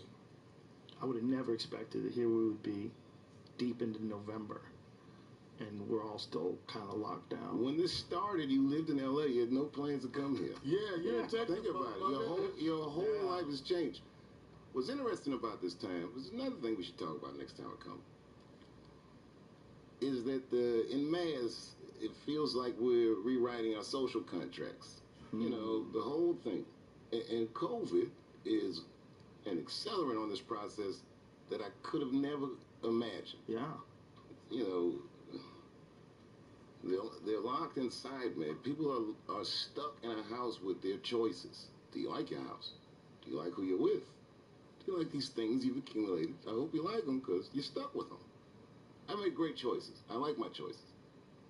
When I was faced with it like that, I was like, whew, I had it much better than many people. But imagine people doing that in mass. It's pretty powerful. It's a pretty powerful thought. What does this do to a society? This type of isolation and almost forced reflection. Yeah, which is not necessarily a bad thing. Right. And we've always talked about how life is a rat race, right? People get stuck in this rat race. It feels never ending. It's not good that all these people lost their jobs. It's not good that all these people are going to lose where they live. No, but not at all. It might help some people recognize that if you just keep going in this rat race, it never ends. You got to figure out a way out, and now is a better time to figure out a way out than ever, because you kind of have to. You kind of have to, and society as it existed 10 months ago, it's not the same place. It's not the same. What's the country that there's a country, maybe somewhere in South Pacific or something, that measures their success as a nation with what they call their gross national happiness. Just a totally different premise. What country's that? I can't remember. Maybe you Google gross national happiness. Thanks, fingers. It says Bhutan. There it is, Bhutan. There you go. This is a real principle. It's a philosophy that guides the government. Think about this. This is a philosophy that guides the government of Bhutan and includes an index which is used to measure the collective happiness. This is the metric that they use to define their success. If they tried that in America, they'd turn it into an app and it would fuck up everything. Oh my God. People would just be striving to win the points on the app. It would make people insane. They'd get addicted to trying to be a better person. But look, This is a vastly better metric. I'm not, a communist and all that shit, but I think that I know too many people who are very wealthy who have what I consider a poor quality of life. Yeah. Just because, like you say, the wealth is the point. Yeah, they chased it. They chased it. And they didn't have any friends. Right, you're very wealthy. Ones. You're hunting. You love your dog. Your dog hangs out with you like fucking Scooby-Doo. Your kids like you. You're living an adventure of a life. Now you're doing the same thing you're doing in LA in a totally different city just because you're following that gnawing feeling I gotta be free. Whatever it is. There's a little bit of that, and then there's also like I think you're better off living in a place with less people. I think when you live in a place with like LA, it's great in that there's a lot of resources, there's a lot of shit happening, there's a lot of people. But it's bad in that sometimes it diminishes the value of people a little bit when there's so many of them. Like people stop thinking about in people LA, as valuable. I don't even think that is that. For me, the thing that I always had a hard time with was the point of the place was show business. Yeah. So when I was coming up in my career, everything reminded me of the things I didn't have. And nothing let me appreciate where I was. And then, now I love it. It's a winner circle. I'm doing great. So I get in any restaurant, Yeah. But I remember what it felt like being there. It's like, that's why I don't live there. No disrespect to LA, but it's like if I like a restaurant, I don't move in and say, I just come when I want to eat. I'm going to live in the restaurant. I think your idea of living in another place gives you perspective. There's no question. It's the best way to have perspective. If you're stuck in that showbiz world, that becomes your culture. Your culture is like this tiny fraction of the human beings in the world, and so many people just start relating only to people in that culture. Like that, you can get real isolated that way. Yeah, it's just not, and for what we do for a living, how is that conducive to anything that we want to achieve? So wise. Artistically. No, it's a very wise decision. Like, really wise.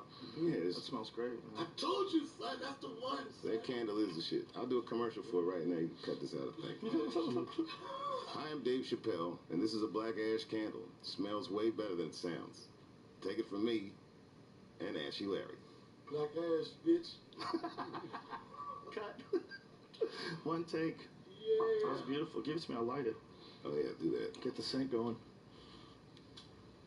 So, when you're touring now, do you just pick a city and say, oh, I'm going to do Denver 3 nights in a row, find me a venue? Well, I don't know if I want this on the show, but just between us. Well, you could, I don't know. I'm not trying to. We don't have to put anything on the show that you... But I want to post up here for like, a few weeks. It's cold in Ohio. I like playing outdoors. I like this Stubbs place a lot. Beautiful. It's rocking.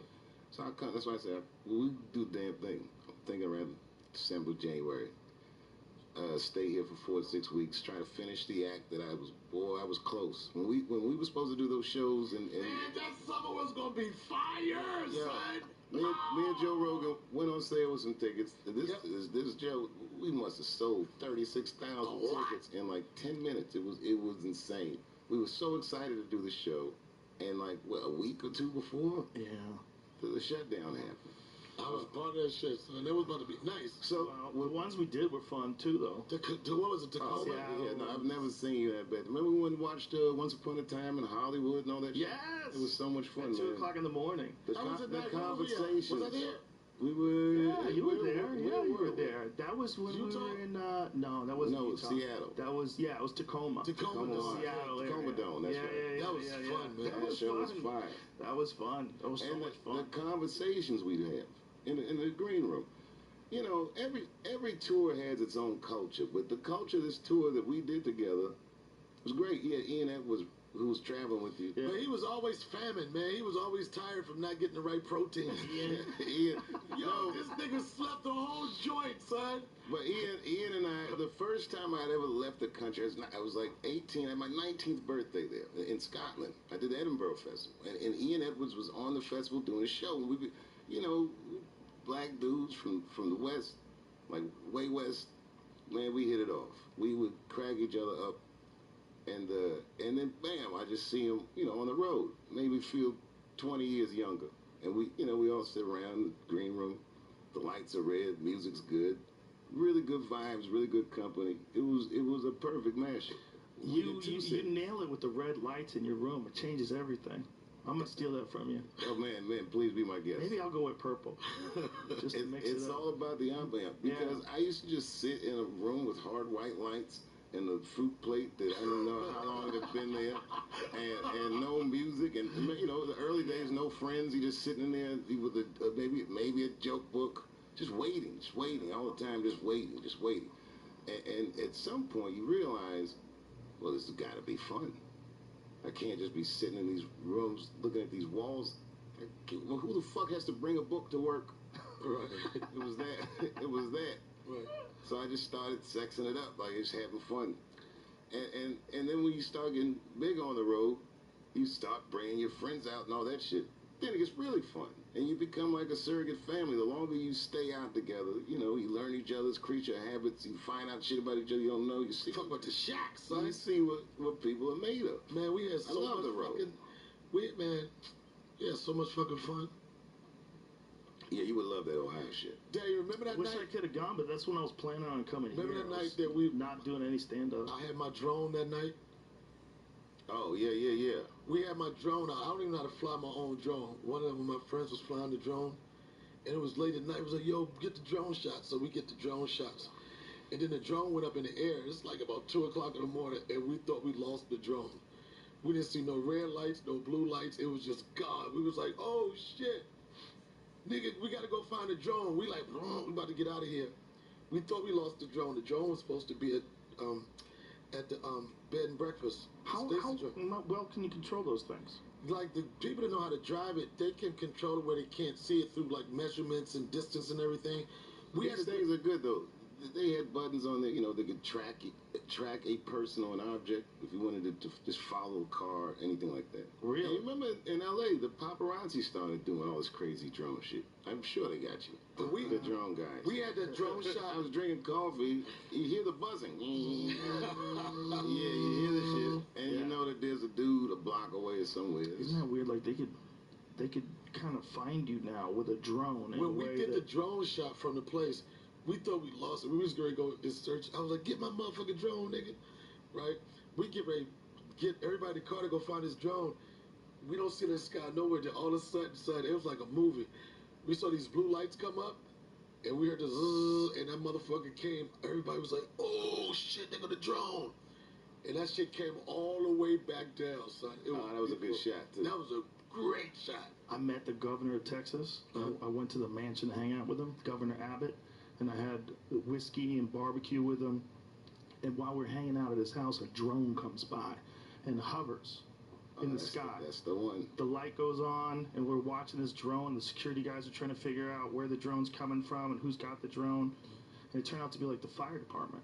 Really? The fire department has their own drone, and they're flying their drone around looking for stuff. That makes a lot of sense, man.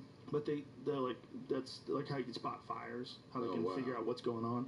If there's some sort of a car accident, they could probably send a drone out, get video image of it so they know what to expect when they get there. Makes sense, right? And there's a new car like that. It's a drone? The headlights are drones. You gotta look this up, man. What is it? Like the headlights fly away? What do you mean? The headlights are attached to the car, right? They're on. If you get out of the car, they pop off and start flying around and make a path of light. I think that's the thing.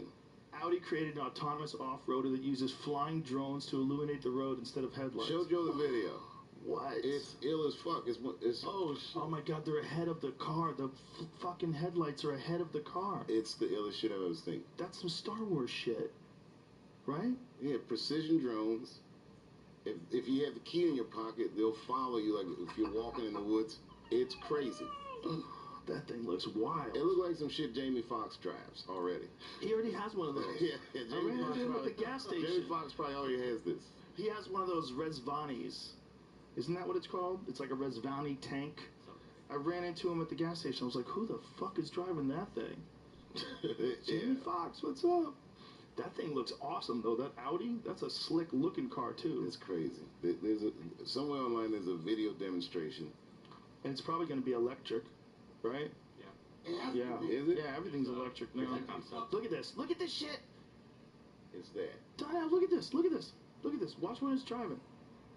Oh shit, that's the headlights? Yes. The headlights are ahead, making the road bright. Yo, that's some gangster shit right there, son. They're flying like little UFOs. That's nuts. Could you imagine if you saw that drive by you somewhere? Yeah. You'd be like, oh my god, I think I saw an alien. That's crazy. That's gonna be the future. Look at that shit. They fly ahead of you and illuminate the road. That's bananas. And you just have to trust them with your little bitch-ass lights. You get some little bitch-ass fog lights. You have to trust the daddies that are flying around. That's how the government's gonna control you. Man, I want to slice keep you pizza, keep you man. going on their road. No. You don't want to look at that road. That road's dark. The drones only go on this road. Come on. Son, where can I get pizza? Probably a pizza place. Find a gas. Joe, come on, man. You started like this, man. Why you doing this to me, man? We'll find a pizza place for you. What kind of pizza you want?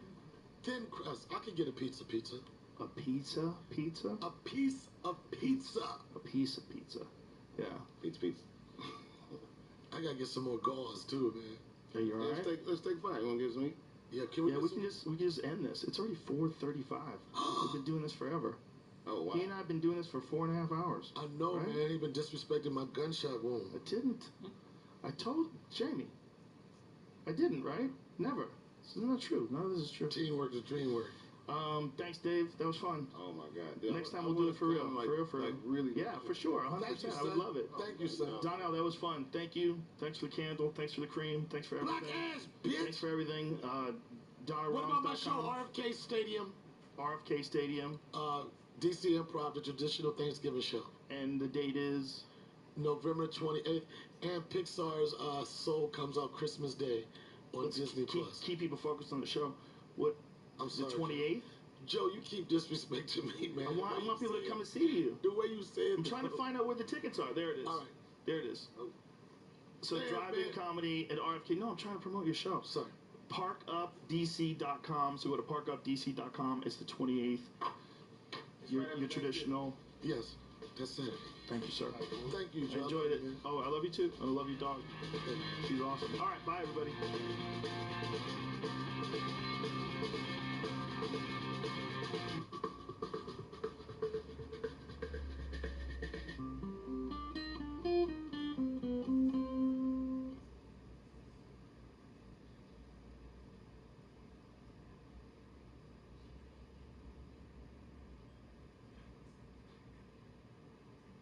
What's up, brother? How are you? Joe, how are Good? you? You hanging in there? I have not been off of my property more or less in 2 weeks, so it's crazy to see another human being.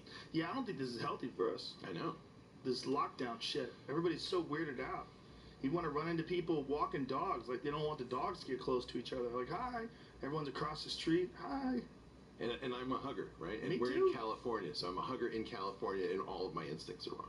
Everything's all messed up. Everyone's confused. Here's the big question.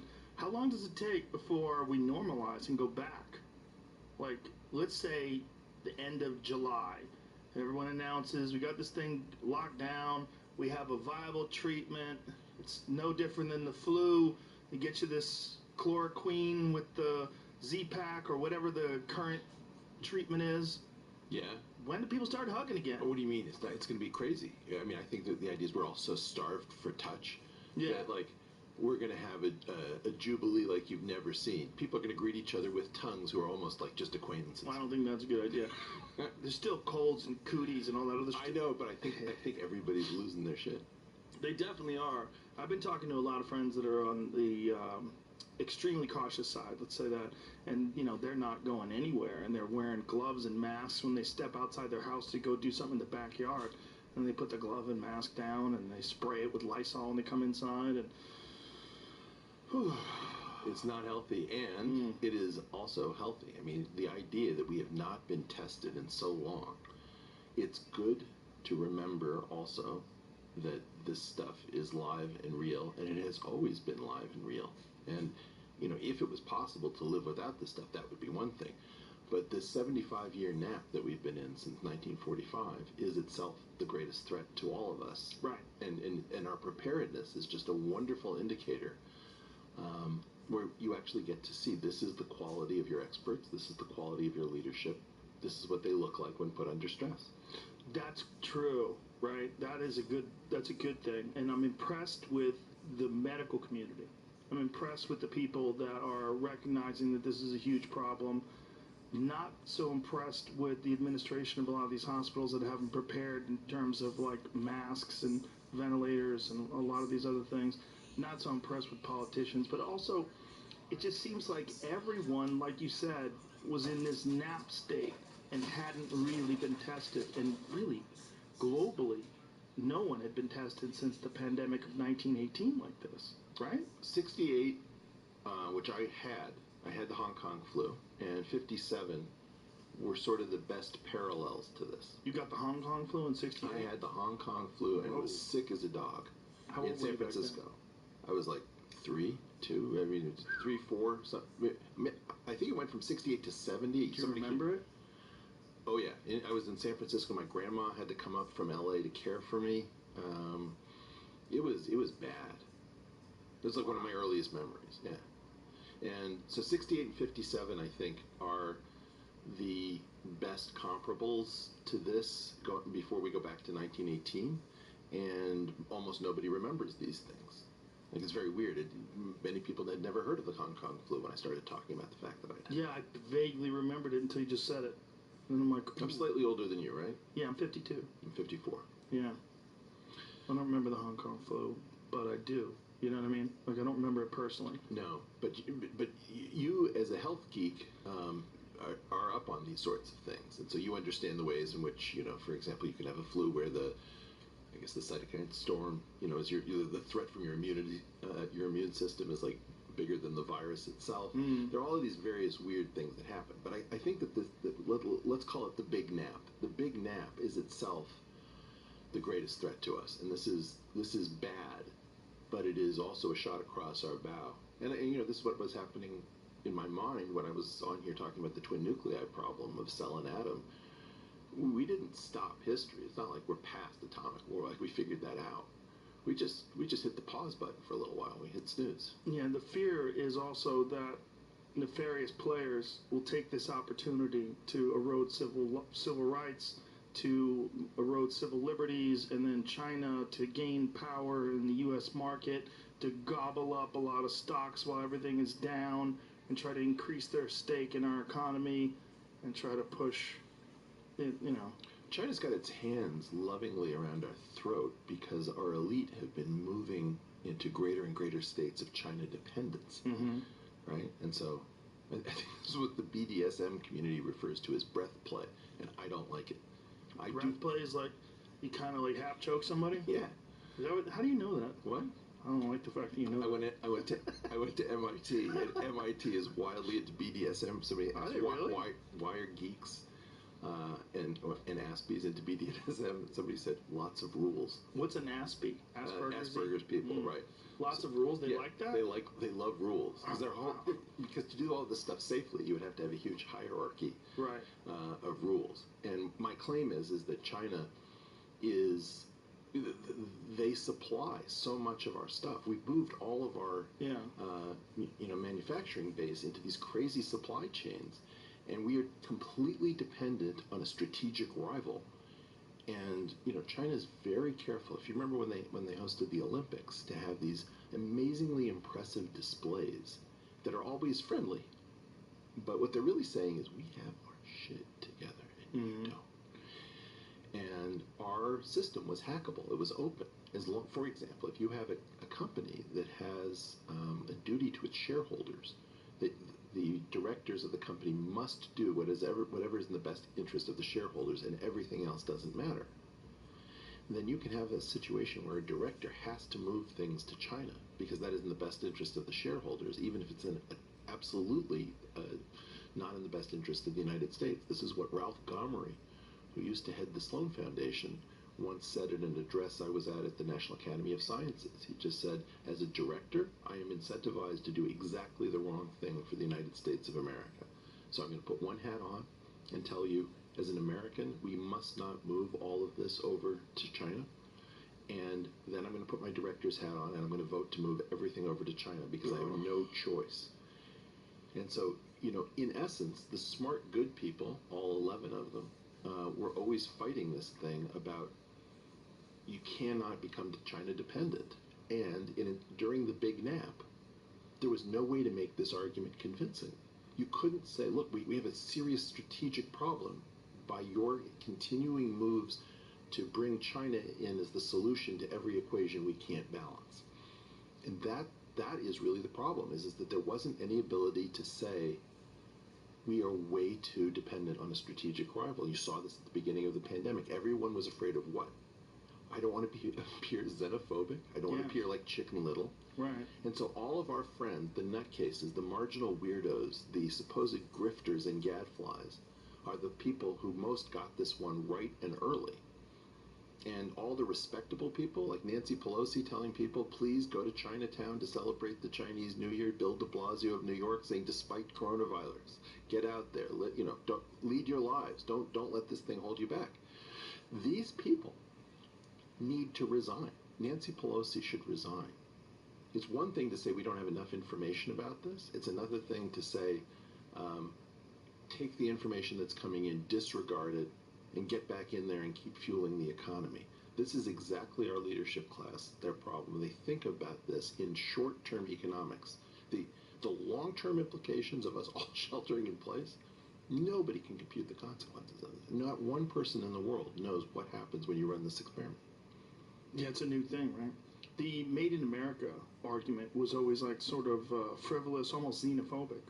Like, why do you want things made in America? What do you care? Do you not like people from other countries? Do you not want to buy things from other countries? It was like this made in America thing was like people disregarded it in a lot of ways.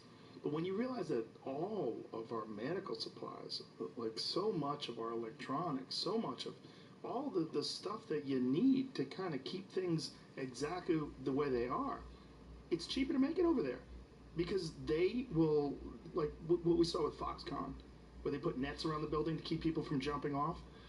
And the weirdest thing was people trying to argue that the suicide rate at Foxconn was essentially the same as the suicide rate in the general population.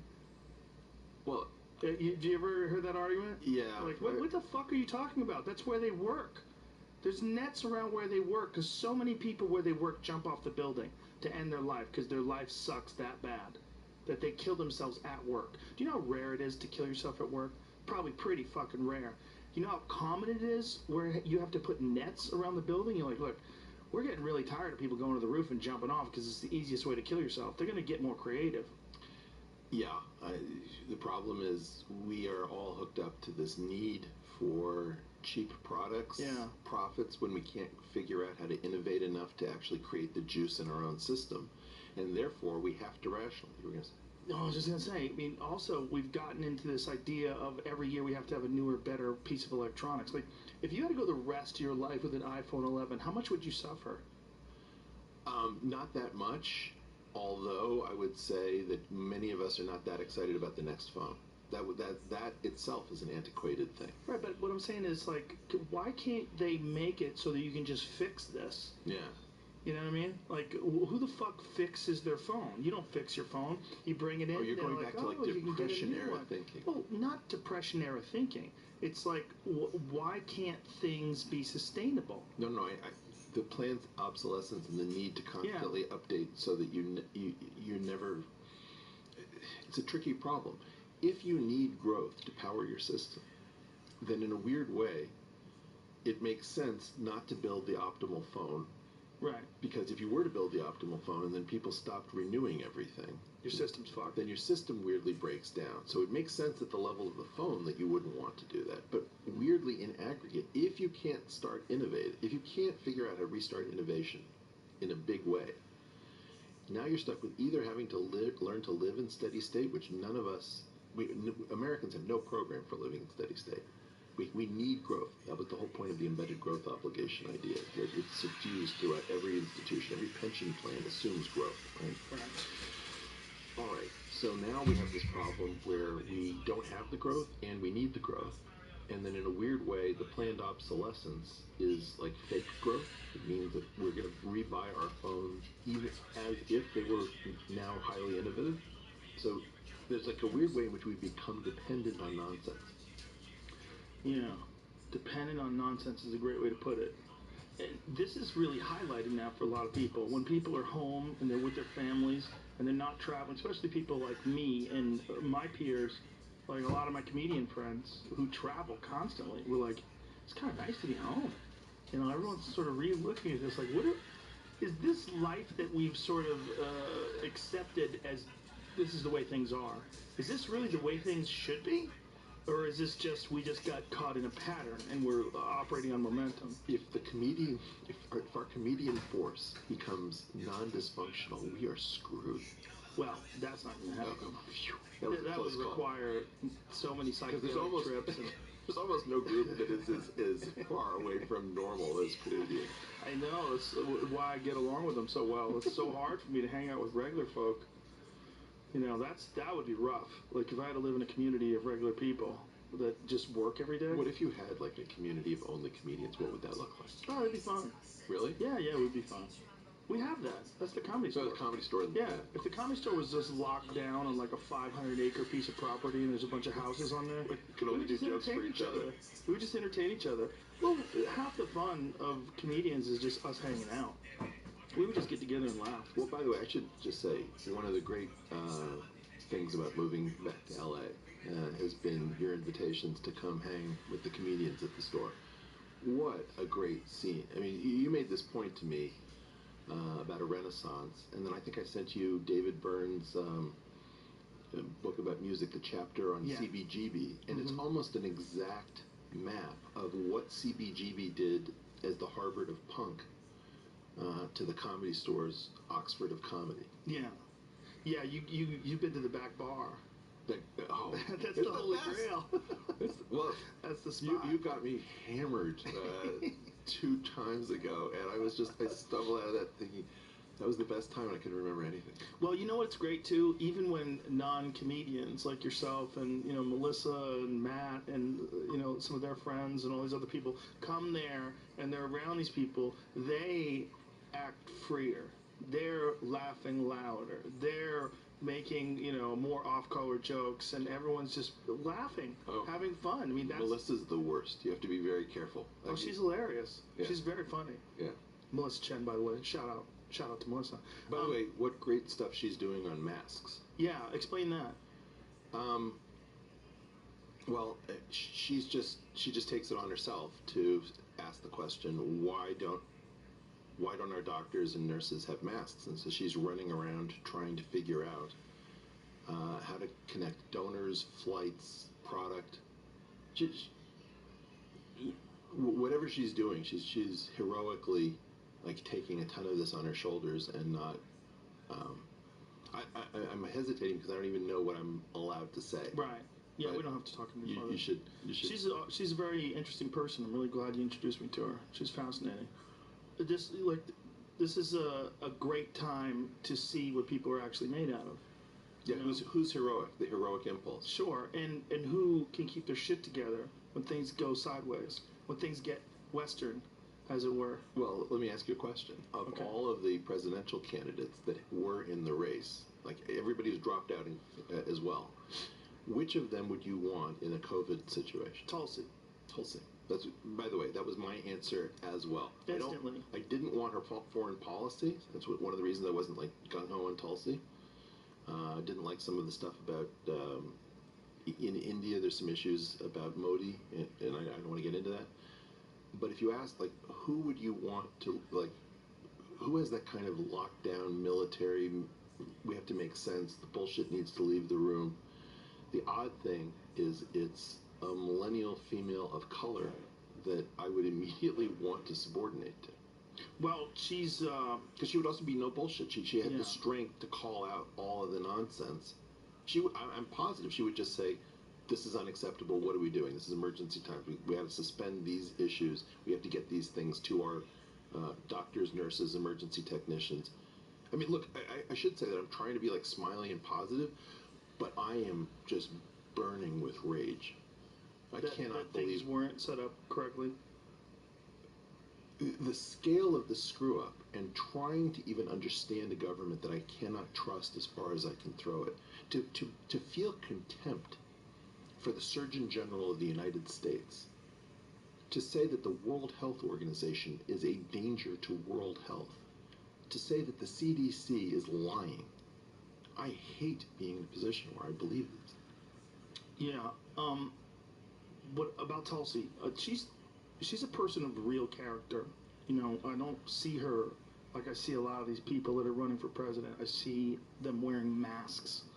You know, I mean, I don't even need to name names, but they're doing their best impression of a politician. Like a shitty comedian will do their best impression of Dave Attell. You know, that's the best example that someone gave me of like the comparison. There's a style of communicating that a lot of them have adopted to try to appear. And you can tell that they're coached. They're trying to appear presidential. That's who she is, man. I've hung out with her off camera, on camera. I've seen her, just the way she communicates with people. And I don't know her down to the bone, but what I see, I'm very impressed with. And she's developed her character over 2 tours of duty overseas. Again, who volunteers? Who takes this stuff on? This is the weird thing, because really before COVID, I was in this Bernie Yang Tulsi mindset, which is just, what is the furball that I can shove down the throat of the DNC to make the party fall apart under that Hillary Clinton overhang? Mm-hmm. The weird thing is, in an actual pandemic, I'm almost positive that she has the stuff. Yeah. It may not be her year. Right. She's only 38. She's only 38. Yeah. It might not be her year, but she'll get there. But how interesting that, like, when the shit hits the fan, the person with the highest number of intersectional points, maybe, is actually the person that you want to lead on merit. Right, but they don't want her, which is even more hilarious. Ridiculous. They don't want her because she can't be bought and sold. Well, it's really simple. I think that, we need to revisit some stuff, which all of this anger and ferocity that we were using to stand up to social engineering invading the mainstream conversation, I believe that COVID proves that it is deadly. That if your top concern is not appearing xenophobic, people will die because you are functionally incompetent. You've just lost 40 IQ points for nothing. Well, that was the initial response to Trump's idea of shutting down flights from China. People were furious, and they were calling it racist. Well, the idea that you can put a negative sign in front of Donald Trump and form an opinion that if he's stupid, then whatever the reverse of what he does is smart, is itself moronic. It's dangerous. It's completely irresponsible. And here's the weird thing, and I said this to you on the phone the other day when we were talking. The weird thing, Joe, is that we are the actual adults in the room. Tulsi, you, me, I don't know. That's a huge problem if you're lumping me in with... Well, that's what I'm trying to say. But but this is the problem, which I think I get this actually better than you, which is you have a beautiful life. And you recognize that part of it comes with humility of not thinking too much of yourself, being self-deprecating, all these things. I think that those are all to your credit. It is also time to lead. And if you believe that you having to break out of whatever mindset you're in could be the difference between, saving physicians' lives and nurses' lives, you'd do it. You would do it. For sure. For sure. Okay, well, this thing is the flagship of pirate radio. I mean, this is samizdat for the world. And the concept of samizdat, that you would have truth that would circulate underground in the Soviet Union, that would not be, like, you are seldom rebroadcast inside of, like, MSNBC or CNN, except when they're, like, going after you. Well, what's weird is Fox News rebroadcasts me all the time. Well, because Fox...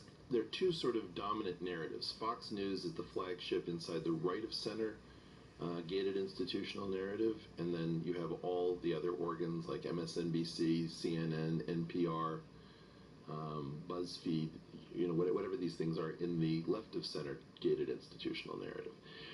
Very often Fox will pick up on things that we do if they stick it in the eye of the left. Yeah, that's exactly and so the point is that they selectively amplify us. And that process of selective amplification is itself dangerous. Like I get invited more frequently by Fox and people, and I turn them down because the narrative inside of like the New York Times is, well, he's part of that right-wing thing. Frequent Fox News contributor Eric Weinstein. Oh, that's the adjective occupation name. Yes. Frequent adjective.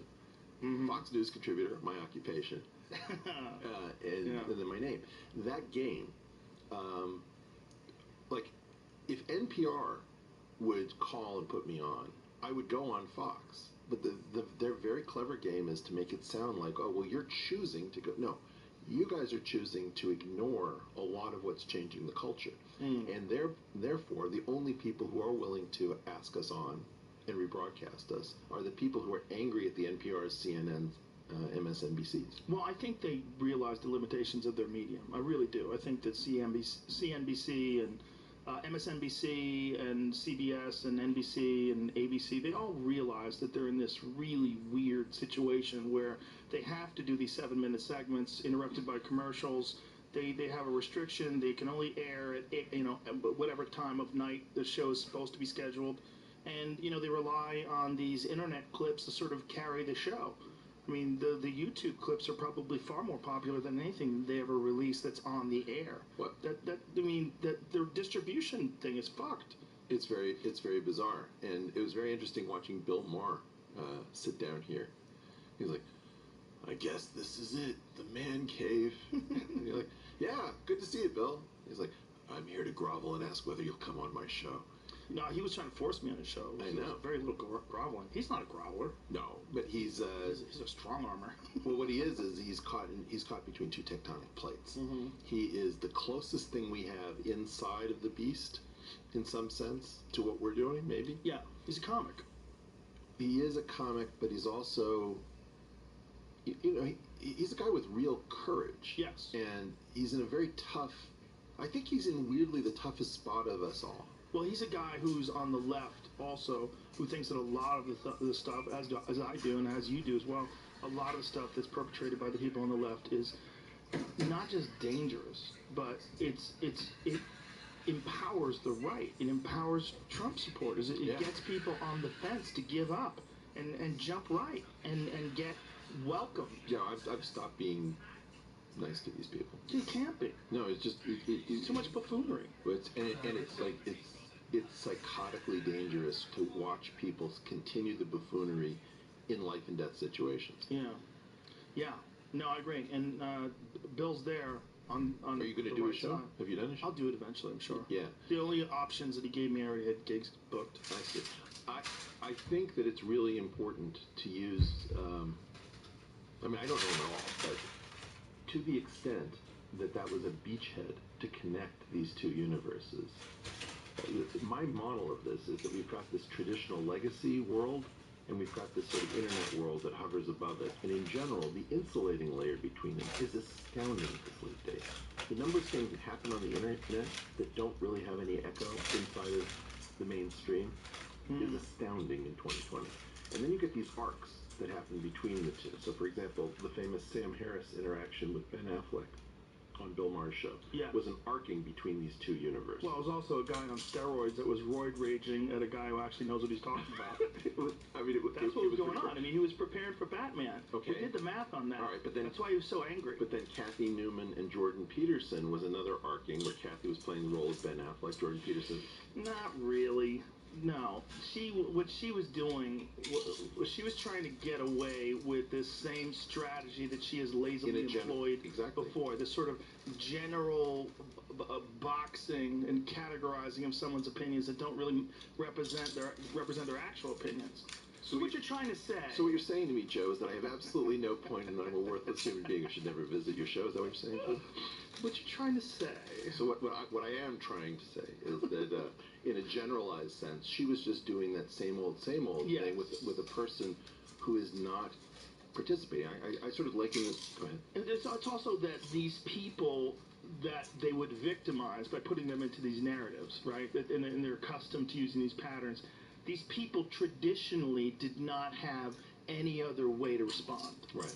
There was no internet clips that were released. You could write a letter to the editor. Well, yeah, right. On page 27. Right. Yeah, and maybe they would print a retraction, and no one would pay attention to it. I mean, this is standard behavior for some newspapers and some journalists, right?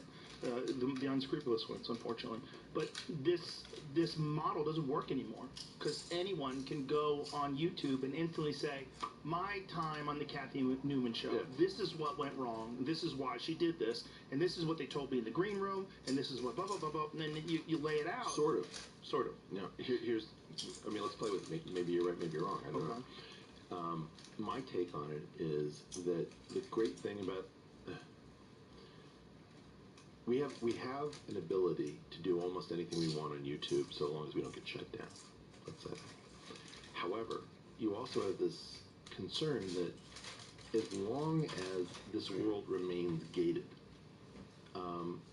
if, for example, you have a closed world of people who are pretending to have conversations amongst themselves discussing